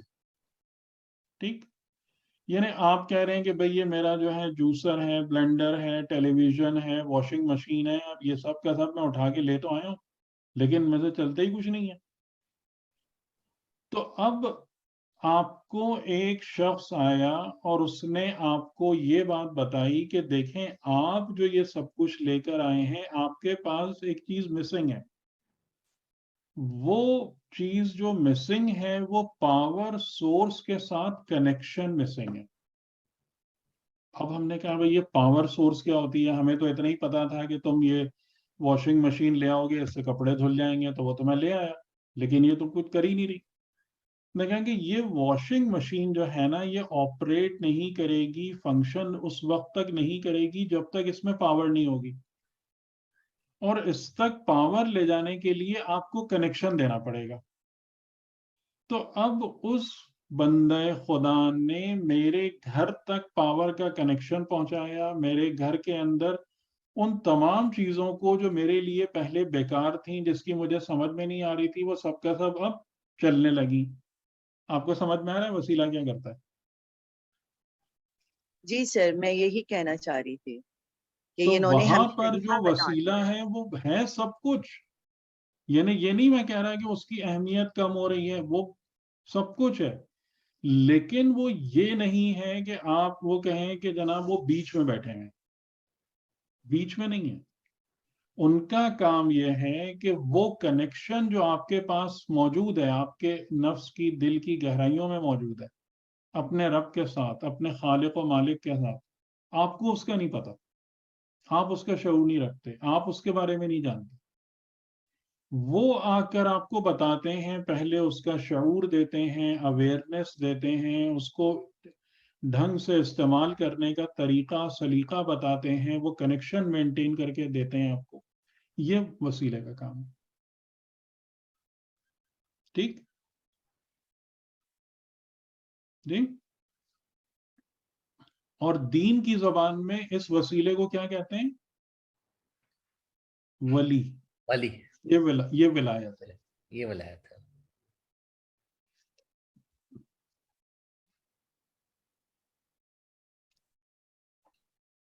اور اس میں جو سب سے بڑی بات ہے کہ جہاں پر ایک اور غلطی ہوتی ہے کہ یہ ولی کس کا ہے. یعنی جیسے آپ دیکھیں نا، ابھی میں نے آپ کو آیت پڑھ کے بتائی سورہ مائدہ کی، وَابْتَغُوا إِلَيْهِ الْوَسِيلَةَ. تو اگر کوئی وسیلہ بھی آپ کو الی اللہ نہ لے جا رہا ہو تو وہ اس کے دائرے میں آئے گا؟ نہیں. یعنی وسیلہ آپ کو کہیں اور لے جا رہا ہے خدا کے بجائے کسی اور طرف، تو پھر وہ وسیلہ نہیں ہوا نا پھر اللہ کا. تو پھر وہ یہ وسیلہ نہیں ہے، پھر وہ پتہ نہیں کیا ہے، وہ کوئی شر ہے، فتنہ ہے، یا کچھ بھی. ٹھیک. تو اسی طریقے سے جو بھی مطلب خدا کی طرف سے ہے تو اس کی ذمہ داری کیا ہے؟ ولی کی ذمہ داری کیا ہے؟ کہ تم میری پوجا کرنا خدا شروع کے کر دو، قریب میری کرنا، پرستش کرنا شروع کر دو. خدا کے قریب کرنا. جی بالکل. اور خدا کے قریب کرنے کی ایک بہت امپورٹنٹ شرط ہے، وہ کیا ہے؟ تزکیہ کہ نفس.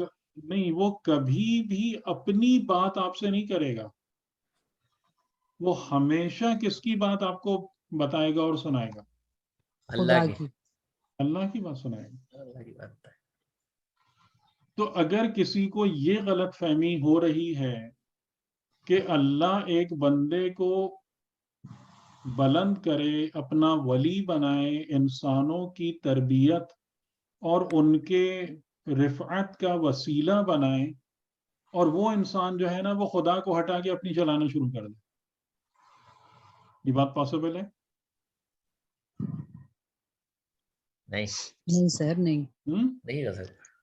تو ہم نعوذ باللہ بعض اوقات اگر ایسی کوئی بات کر جائے تو اس کا کیا مطلب ہے کہ دیکھیں، جو ہستی بال برابر بھی حکم خدا سے منحرف نہ ہو وہ ہے معصوم.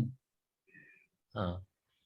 اور جو ہستی خدا کی مرضی سے ڈیویٹ کر جائے اسے کہتے ہیں معصیت کار، عاصی. تو معصوم اور معصیت کار کا فرق تو ملحوظ خاطر رہنا ہمیشہ،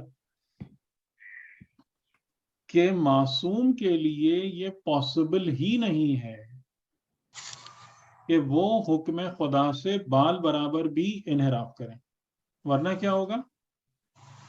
ورنہ وہ معصیت میں ہے. معصیت کار ہو جائے گا، وہ معصوم نہیں رہ سکتا وہ شخص. یہ بھی قرآن کی آیت میں موجود ہے، کوئی ریفرنس دے گا مجھے؟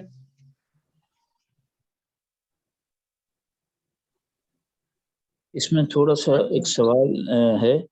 بہت سارے ایسے انبیاء کا ذکر آیا ہے جس میں انہوں نے کچھ نہ کچھ جس کو بظاہر غلطی نظر آتی ہے، جس کو یہ کہا جاتا ہے کہ یہ ترک اولا ہے، اس کو آپ کس زمرے میں لیں گے؟ یعنی تھوڑا سا اور واضح کریں. یعنی کہ وہ معصوم کے زمرے میں آئے گا، یا جب وہ غلطی کرنے کے بعد پھر معافی مانگ لی جاتی ہے تو ظاہر ہے کہ پھر معصوم کے زمرے؟ نہیں غلطی کہاں ہے؟ غلطی کہاں ہے؟ کہاں ہے غلطی؟ مجھے غلطی بتائیے ذرا. غلطی جیسے کہ حضرت آدم علیہ السلام نے جو ہے نا وہ اس کا پھل کھا لیا، یا سب پھل دکھایا تھا. ہاں اس کے نزدیک چلے گئے، یعنی کہ وہ پھل کھا لیا تھا، یعنی نزدیک چلے گئے تھے، یعنی کہ نزدیک جانے کو منع کیا تھا. میکسیمم آپ یہ بیان کر سکتے ہیں، لیکن اس میں جو سب سے اہم بات ہے جو میں نے آپ کو بتائی کہ آدم اس وقت اس دنیا میں تھے ہی نہیں جہاں پر غلطی اور معصیت کے رولز اپلائی ہوتے ہیں. ٹھیک ہے. تو آپ یہ والا رول ان پر لاگو کیسے کر سکتے ہیں؟ اچھا، حضرت نوح علیہ السلام کے، حضرت یونس علیہ السلام کے بارے میں کیا کہیں گے؟ انہوں نے کیا غلطی کی تھی؟ انہوں نے حضرت رسول اللہ کے حکم سے کے آنے سے پہلے انہوں نے وہ جگہ چھوڑ دی. یہ غلطی ہے. انہوں نے یہ محسوس کیا تو مجھے یہ غلطی اللہ ہے. کے حکم کو 100% فالو نہیں کیا نا, کہ اللہ نے ان کو اس جگہ کو چھوڑنے کے لیے نہیں کہا. نہیں, بالکل یہاں پہ رکیے. اللہ کے حکم کو نہیں فالو کرنے کا مطلب یہ ہوتا کہ خدا نے ان کو کہا ہوتا کہ جب تک میں نہ کہوں تم اپنی قوم کو چھوڑ کر نہیں جانا, اور انہوں نے یہ کیا ہوتا. کیا ایسا ہوا تھا؟ صحیح ہے, ایسا نہیں ہوا تھا. اب یہ بتائیں کہ جب ان کو وہاں سے وہ چلے گئے تو غلطی کیا تھی؟ میں سمجھ گیا. اب میری بات مکمل ہونے دیں ذرا پھر, تاکہ آپ اس کا جواب ساتھ ساتھ دے رہے ہیں, بالکل صحیح ہے. اب پھر ان کے ساتھ جو کچھ ہوا, ان کو سمندر میں پھینک دیا گیا, تو وہ کس وجہ سے ہوا؟ جی یعنی کہ وہ چلے گئے. جی اس کی وجہ جو بنیادی طور سے یہ ہے کہ ایک پیغمبر ہے, اس پیغمبر کی مأموریت یہ ہے کہ تم جاؤ اور ایک قوم کی یا ایک امت کی انسانوں کی ہدایت کرو. ٹھیک. اور اس مأموریت کے اندر یہ بھی پہلو موجود ہے کہ تمہیں حتی الامکان یعنی to the maximum level, to the utmost level ان کے اوپر کیا رہنا ہے؟ شفیق رہنا ہے, مہربان رہنا ہے, ان سے کبھی مایوس نہیں ہونا ہے, اس قسم کی ساری چیزیں. تو حضرت یونس علیہ السلام نے اس بات کو ایک لحاظ سے قبول کر لیا کہ اب یہ عذاب میں گئے, ختم ہو گئی ان کی بات, اور نکل آئے. اور جو ایک نبی کے معیار کے مطابق جو ایک بات تھی کہ اسٹل وہاں پر رکتے اور حکم خدا کا انتظار کرتے کہ نکلو یہاں سے, جیسا اس میں غلطی نہیں ہے. یہ ان کے معیار کے لحاظ سے آپ کہہ سکتے ہیں کہ جی یہ غلط ہے اور یہ چیز ہے, لیکن اصولی طور پہ کیا غلطی کیا ہے اس میں؟ کہ جب انہوں نے عذاب کے آنے کے آثار کو دیکھا وہ وہاں سے نکل آئے. ٹھیک ہے, یہ بات بھی سمجھ آتی ہے کہ جس کے رتبے سوا اس کو سوا مشکل, اس کی ذمہ داری زیادہ ہو جاتی ہے.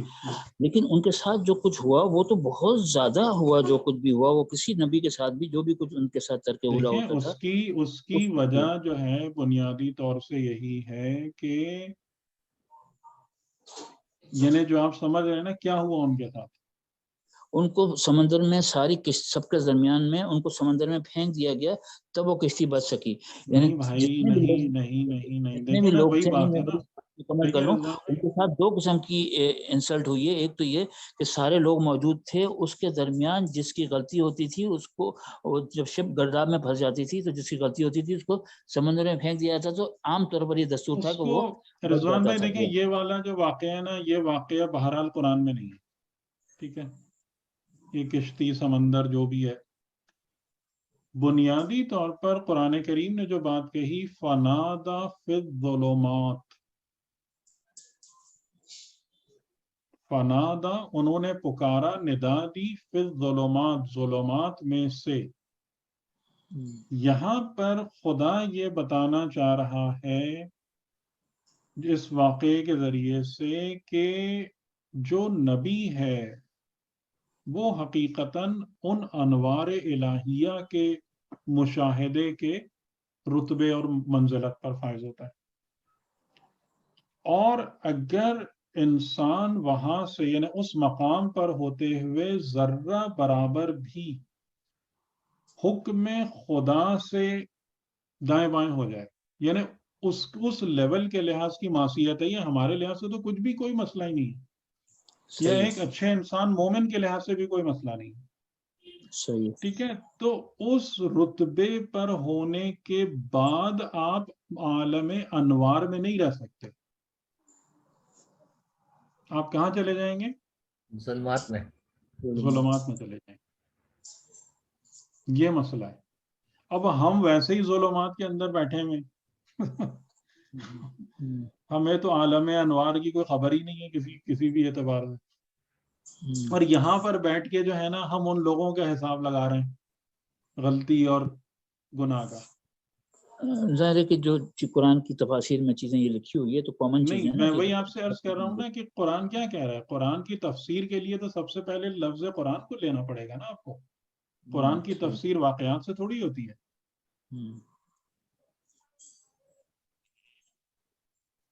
تو کیا ہوا کہ فنادا فی الظلمات، یہ مسئلہ ہوا ان کے ساتھ.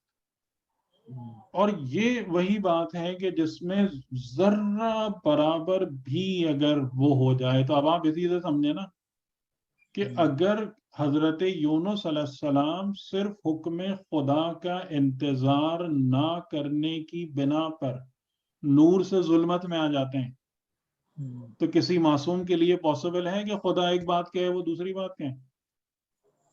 نہیں پاسبل ہے. بالکل صحیح ہے. یہیں سے آپ سوچیں صحیح کہ حضرت یونس نے غلطی کیا کی تھی؟ کچھ بھی تو غلطی نہیں کی تھی اگر ویسے آپ دیکھیں. لیکن بس کیا چیز تھی کہ تم جو ہے تم خود از خود، ٹھیک ہے ہم اگر عذاب کو محقق کریں وہ کریں وہ بات، لیکن تم خود کیوں اس بات پر راضی ہو گئے کہ تمہاری قوم پر عذاب آ جائے؟ تم کیوں راضی ہو گئے اس بات پہ؟ یعنی وہ خود بھی دعا کرتے تو وہ اور بھی اچھا ہو جاتا ہے. یعنی خود دعا کرتے کہ یعنی کہ یہ چیز جو ہے نا کہ خدا اس بات کو نہیں قبول کر رہا کہ یعنی جیسے حضرت ابراہیم علیہ السلام کی خدا نے ایک لحاظ سے تعریف کی ہے کہ ابراہیم علیہ السلام جو تھے وہ کبھی بھی اس بات کے لیے نہیں آمادہ ہو رہے تھے کہ لوگوں پر عذاب آئے. حضرت ابراہیم علیہ السلام جو تھے جب ان کو پتا چلا کہ یہ ملائکہ آئے ہیں قوم لوط پر عذاب نازل کرنے کے لیے تو حضرت ابراہیم ان سے جھگڑا کرنے لگے کہ نہیں ابھی اور مہلت ملے، خدا سے آرگیو کرنے لگے اور مہلت دے دیں اور چھوڑ دیں. ایسا ہی ٹھیک، تو یعنی کہ تم کو ہم نے پیغمبر اور انسانوں کا یعنی جو نبی ہوتا ہے نا اس کی ایک مثال دی جاتی ہے کہ وہ اس کی طرح ہوتا ہے، گلے بان کی طرح ہوتا ہے، شیپرڈ کی طرح ہوتا ہے. کیا کوئی گلے بان اس بات کو قبول کرتا ہے کہ میری بھیڑ کو بھیڑیا لے جائے؟ یعنی کہ اگر جو بات ہے اب آپ دیکھیں حضرت یونس وہ ہم پتہ نہیں کیا کیا باتیں لے کے بیٹھ جاتے ہیں، اصل بات پہ غور نہیں کرتے کہ تم کو ہم نے ان بھیڑوں کا نگہبان بنا کر بھیجا، تم ان کو چھوڑ کے کیسے چلے آئے؟ تمہیں پتہ ہے کہ تم جب ان سے ہٹ جاؤ گے تو پھر کون کون سے بھیڑیے ان کو کھا جائیں گے؟ تمہیں اندازہ ہے؟ بھئی یہ مسائل ہیں. صحیح ہے. بالکل صحیح. تو وہ جو ظاہر ہے وہ معاملات اس میں ظاہراً، لیکن جو غلطی اس الہی سینس میں جو ہے نا وہ یہ مسائل ہو رہے ہیں جس کی وجہ سے پھر اتنا سخت رسپانس بھی آیا کہ وہ چلے گئے ظلمات.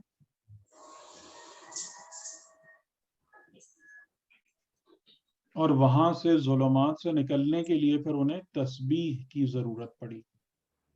فَلَوْلَا كُنْتَ مِنَ الْمُسَبِّحِينَ. تسبیح کیا تھی؟ لا الہ الا انت سبحانک انی کنت من الظالمین. اور ایک لحاظ سے کہ پھر حضرت یونس کا شکریہ کہ ان کے وسیلے سے ہمیں تاریکیوں سے باہر آنے کا نسخہ مل گیا.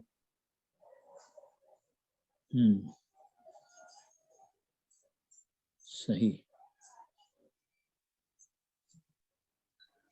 ٹھیک ہے، کوئی بات آ رہی ہے سمجھ میں؟ جی بالکل انشاءاللہ. تو وہ آیت کون سی ہے جناب، آپ میں سے کوئی بتائے گا کہ جسے ہم وحی دیتے ہیں، جس کو ہم اپنا رسول بناتے ہیں، وہ ہماری مرضی کے خلاف کوئی بات کر ہی نہیں سکتے اور اپنی طرف تو دعوت دے ہی نہیں سکتے. ان کے لیے یہ پاسبل ہی نہیں ہے کہ وہ خدا کو چھوڑ کر اپنی طرف بلائیں.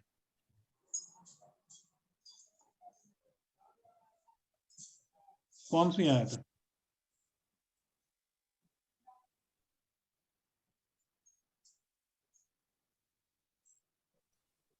سورہ والنجم.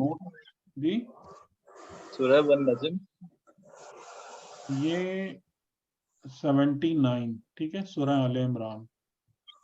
ما کان لبشر ان یؤتیہ اللہ الکتاب والحکم والنبوۃ ثم یقول للناس کونوا عبادا لی من دون اللہ.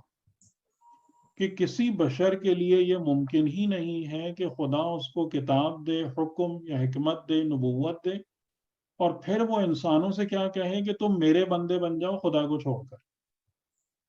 وَلَكِنْ كُونُوا رَبَّانِيِّينَ, لیکن وہ صرف ایک بات کہے گا لوگوں سے کہ تم ربانی بن جاؤ.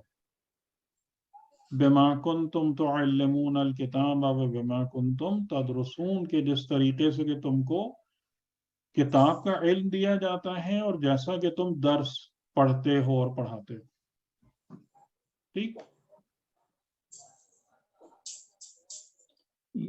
آل عمران کی 79 آیت ہے نا. 79.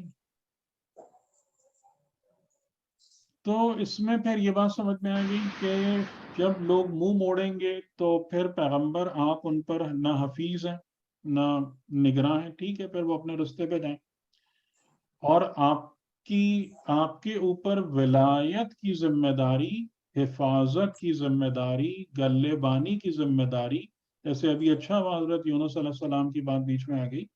یعنی اس کا مطلب کیا ہوا کہ وہ ذمہ داری ہے پیغمبر کی اور امام کی کہ ان کو سمیٹ کے رکھنا ہے, ان کو بحفاظت لے کر چلنا ہے سبل السلام پہ.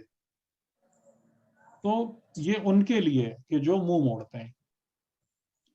اور وَإِنَّا إِذَا أَذَقْنَا الْإِنسَانَ مِنَّا رَحْمَةً فَرِحَ بِهَا وَإِن تُصِبْهُمْ سَيِّئَةٌ بِمَا قَدَّمَتْ أَيْدِيهِمْ فَإِنَّ الْإِنسَانَ كَفُورٌ.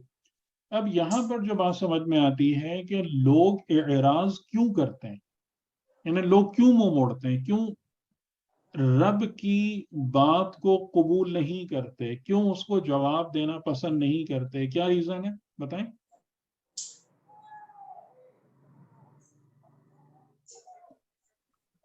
کیا ریزن ہے؟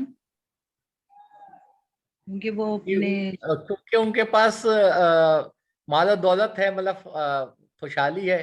نہیں, ریزن بتائیں تو ہے اس آیت میں کہ جب میٹھا میٹھا ملتا ہے تو خوش, جب کڑوا ملتا ہے تو انکار, ناشکرا پن.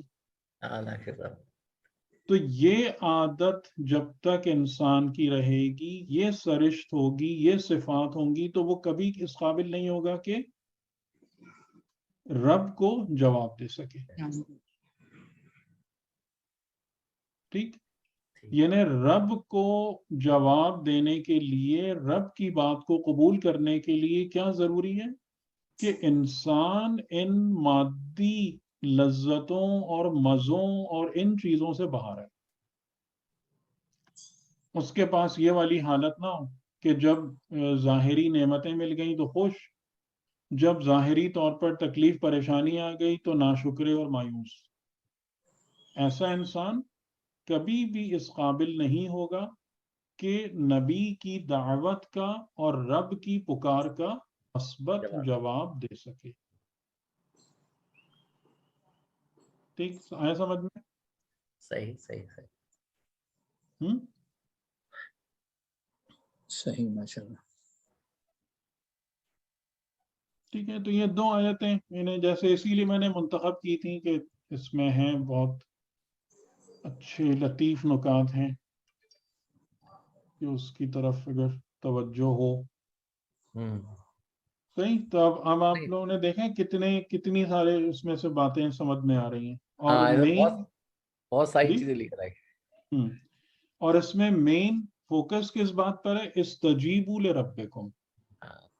یعنی اصل جو وہ ہے, جو پیوٹ ہے جس کے گرد سارے مطالب گھوم رہے ہیں یا بلڈ ہو رہے ہیں, وہ استجیبوا لربکم,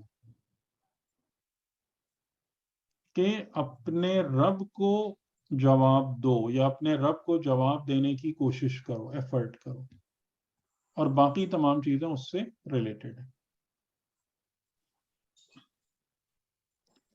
ٹھیک. اگلی دفعہ انشاءاللہ ہم سورہ ہود سے آغاز کریں گے اپنی بات کا. اور حضرت نوح علیہ السلام کا جو ذکر ہے وہ قرآن کریم میں تقریباً 14 صورتوں میں ہے.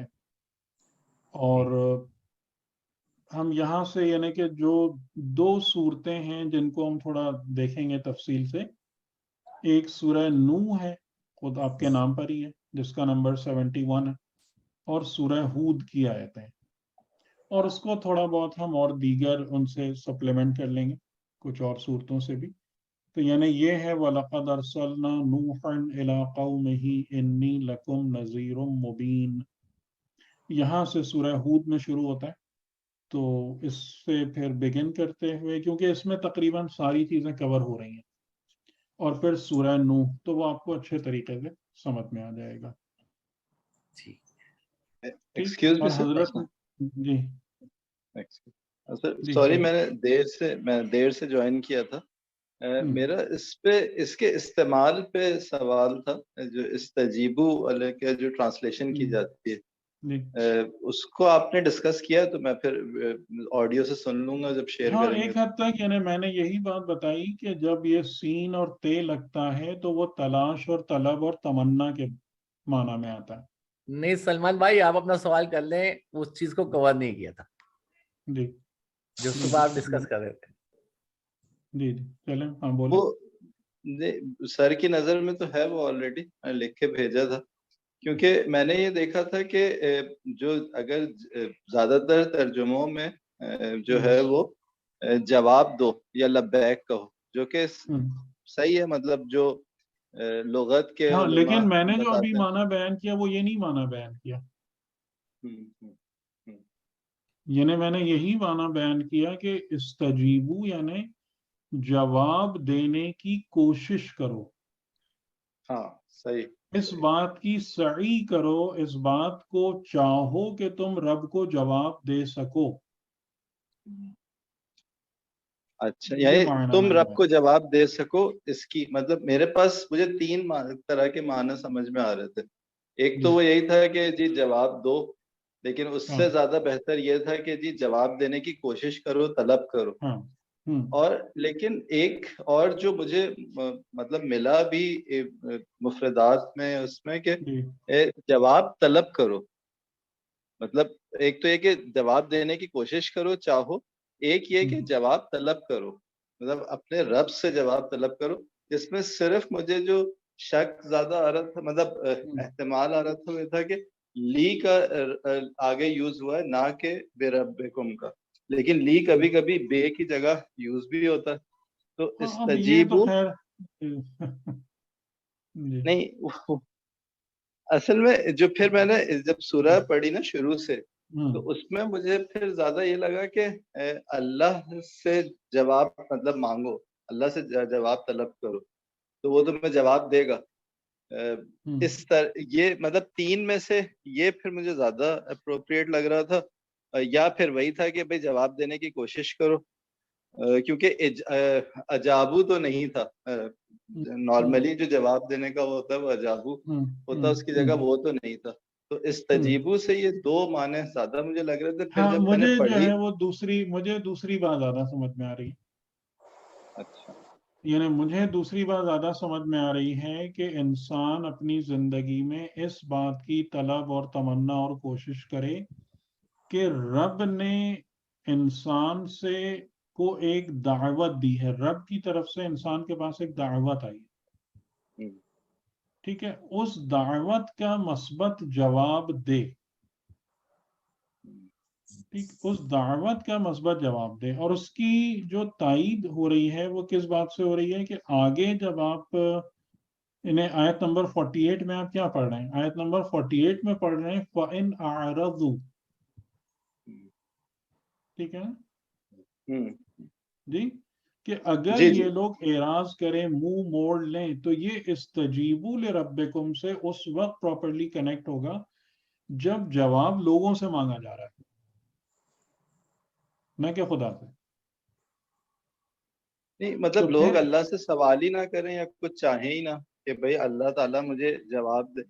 کیونکہ خیر اس پہ میں زیادہ نہیں, آپ سے ویسے پوچھ لوں گا یار, کیونکہ اس میں سر جو شروع سے یہ سورہ ہے, اس میں مطلب اس طرف مجھے ڈسکشن, یا تو میں آلریڈی مائل ہو چکا تھا اس وجہ سے مجھے وہ لگا, لیکن ڈسکس کرنے کا مقصد بھی یہی ہے کہ غلطی ہے تو تصحیح ہو جائے, کہ میں نے وحی کی یا لوگوں نے میرا علم آنے کے بعد پھر جو ہے نا وہ بغیم بینہم کی وجہ سے کر دیا, شریعت میں نے نازل کی, تو مجھ سے جواب مانگو اس سے پہلے کہ اس اور یہ جو السعی والی ہے وہ اس جواب دینے یا مانگنے اور اس کے بعد آخرت کی ایک کنٹینیوس سیکنڈ یا تھرڈ ریپیٹیشن ہے یہ اسی سورہ کے اندر، کہ مطلب اس سے پہلے کہ وہ ساتھ آ جائے یا وہ مطلب جواب سوال جواب اور ساتھ سوال جواب ساتھ، یہ کنٹینیوٹی میں، اور وہ بھی جو لوگ ایمان اور عمل صالح لائے انہوں نے ان کے بھی یہی بتایا کہ جی وہ تعلق قائم کرتے ہیں، صلات قائم کرتے ہیں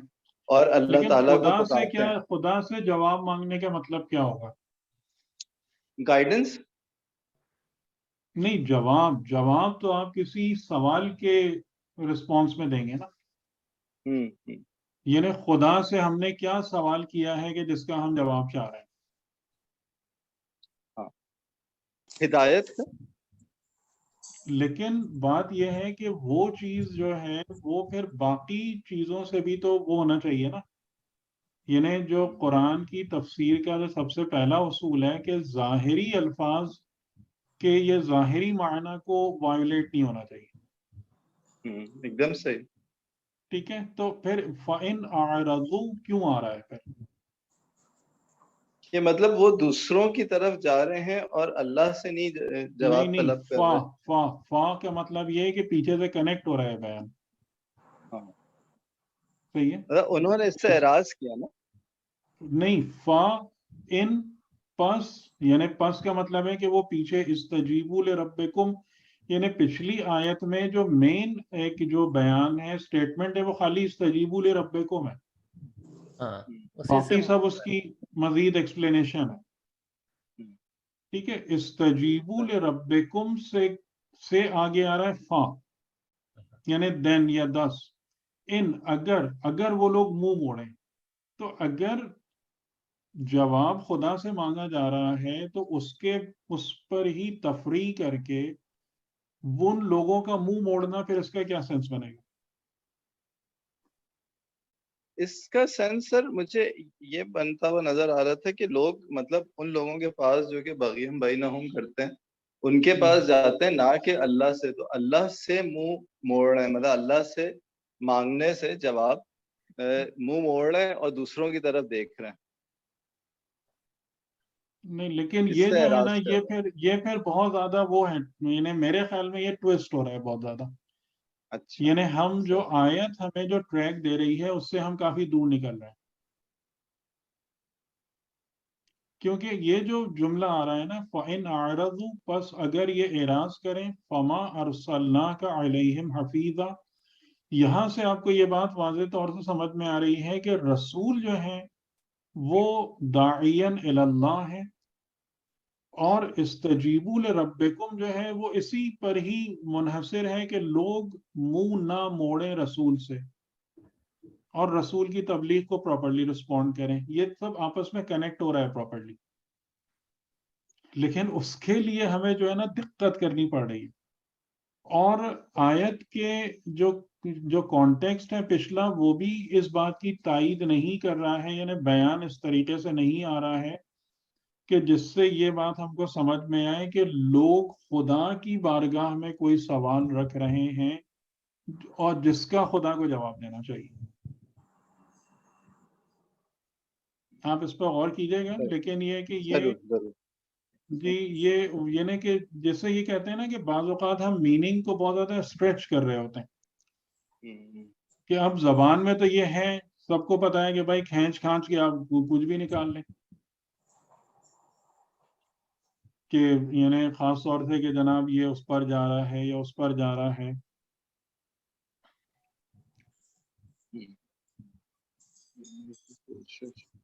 ہاں صحیح، نہیں یہ بھی ظاہر سی بات ہے، یہ معنی بن بھی رہے ہیں کہ مانگنے کی کوشش کرو۔ اور اچھا، اس میں جو سورہ شورا میں ہی ہے نا، ہاں شورا ہی ہم بات کر رہے ہیں، سورہ شورا میں پہلے اس طریقے کا بیان ہوا ہے کہ جب خدا جواب دیتا ہے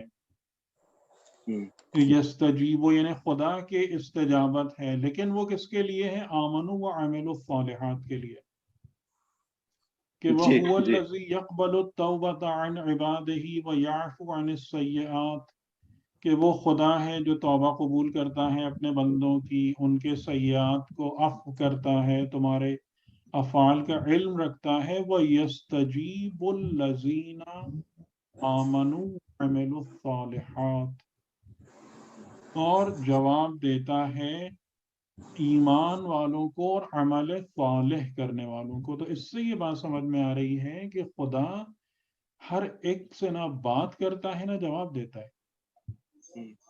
यानी अगर आप इसी सूरह शूरा के आखिर में जाएं तो इसके बाद वाली आयत नंबर 51 वो क्या कह रही है कि खुदा किसी बशर से कलाम नहीं करता है या नहीं। माकान अले बशर, कोई बशर ऐसा नहीं है, अन युकल्लिमहुल्लाहु इल्ला वहयन, मगर 3 तरीके हैं कि वही है, वराए हिजाब है, या रसूल यानी मलक को भेजना है। तो खुदा अगर जवाब देता है तो आमनु व अमलु सालिहात को देता है। खुदा अगर बशर से हम कलाम होता है तो वही और मतलब एक खास मीडियम या मलाइका के जरिए से करता है। तो फिर हम इस चीज को यहाँ पर लाके, यहाँ जिसका हमारे पास कोई कॉन्टेक्स्ट नहीं बन रहा कि इस्तजीबू लिरब्बिकुम को हम इस तरफ ले जाएं कि खुदा से जवाब लेना, तो वो कुछ भी नहीं बन रहा वो वाला मामला। सही। अब अगर इसमें कोई गहरी बात हो तो ठीक है, हो सकता है हो, जिस पर हमारी नजर ना जा रही हो, लेकिन यह कि आयतों को अगर आप देखें ज़ाहिरी एतबार से और फिर सूरह शूरा में ही आप देखें पिछली आयत की जिसमें इस्तिजाबत है मुमिनीन और अमाल सालिहा वालों के लिए, और उसमें फेले मुजारे है ना, उसमें जो है ना इस्तजीबु नहीं बल्कि फेले मुजारे हैं उसमें। हाँ, कि वही ना खुदा मुजारे का मतलब सेंस बन रहा है ना कि खुदा जो है वो हर वक्त हमा वक्त मोमिनीन को और अमाल सालेह वालों को जवाब देता है। यानी मोमिनीन और अमाल सालेह करने वालों को खुदा हमेशा रिस्पॉन्ड करता है, और यहाँ पर किसी खास टाइम में नहीं। जी सर प्लीज मुझे इजाजत दीजिए, मुझे जरा हॉस्पिटल जाना है। जी जी जी जी, बहुत शुक्रिया। और यहाँ पर फेले अमर है जिसमें ये माने निकलते हैं जो आपने बताए, क्योंकि इस तजीबो लिखा हुआ है कि फेले अमर का हुक्म दिया जा रहा होता है। यानी उसमें उनका, सलमान का कहना ये है कि एक माना ये हो सकता है कि यानी जो तलाश करने की बात आ रही है ना, सीन ते के इसमें तलाश करो अपने रब की तरफ से जवाब या अपने रब की बारगाह से जवाब। लेकिन जितना मुझे फील हो रहा है कि ये फार फेस्ट है, यानी कि जैसे हम कहना कि हम इसको, यानी ये ऐसा लग रहा है कि जैसे हम एक कंसेप्ट पर इसके मीनिंग को जबरदस्ती बिठाने की कोशिश करें। मुझे ये तासुर आ रहा है। हो सकता है कि कुछ मुफस्सिरीन ने ये राह ली हो, बाज़ औक़ात जैसे बाज़ औक़ात अहले मारिफत बहुत ही आउट ऑफ द वे तफसीर कर जाते हैं, तो ज़ाहिर है उस पर मैं डिस्प्यूट नहीं कर रहा हूँ, लेकिन ये कि ज़ाहिरन जो बात समझ में आ रही है वो ये जो ज़्यादा करीन अज़ अक़ल जो मायना। ठीक है, चलें फिर। चले ठीक है सर, इजाज़त से शुरू करेंगे मतलब। जी इंशाअल्लाह। बहुत ठीक है, तो अब आप लोग एक काम कीजिएगा कि यानी ये जो हम जब तफासिल डिस्कस करते हैं ना, तो अब आप इसको दोबारा रीराइट कर लिया करें। ठीक है, सही है, सही है, दोबारा इसको लिख लिया करें ताकि एक बयान जो है आपके पास मुहकम और मुकम्मल हो। ठीक है, ठीक है, चलिए, खुदा हाफिज़। जज़ाकल्लाह।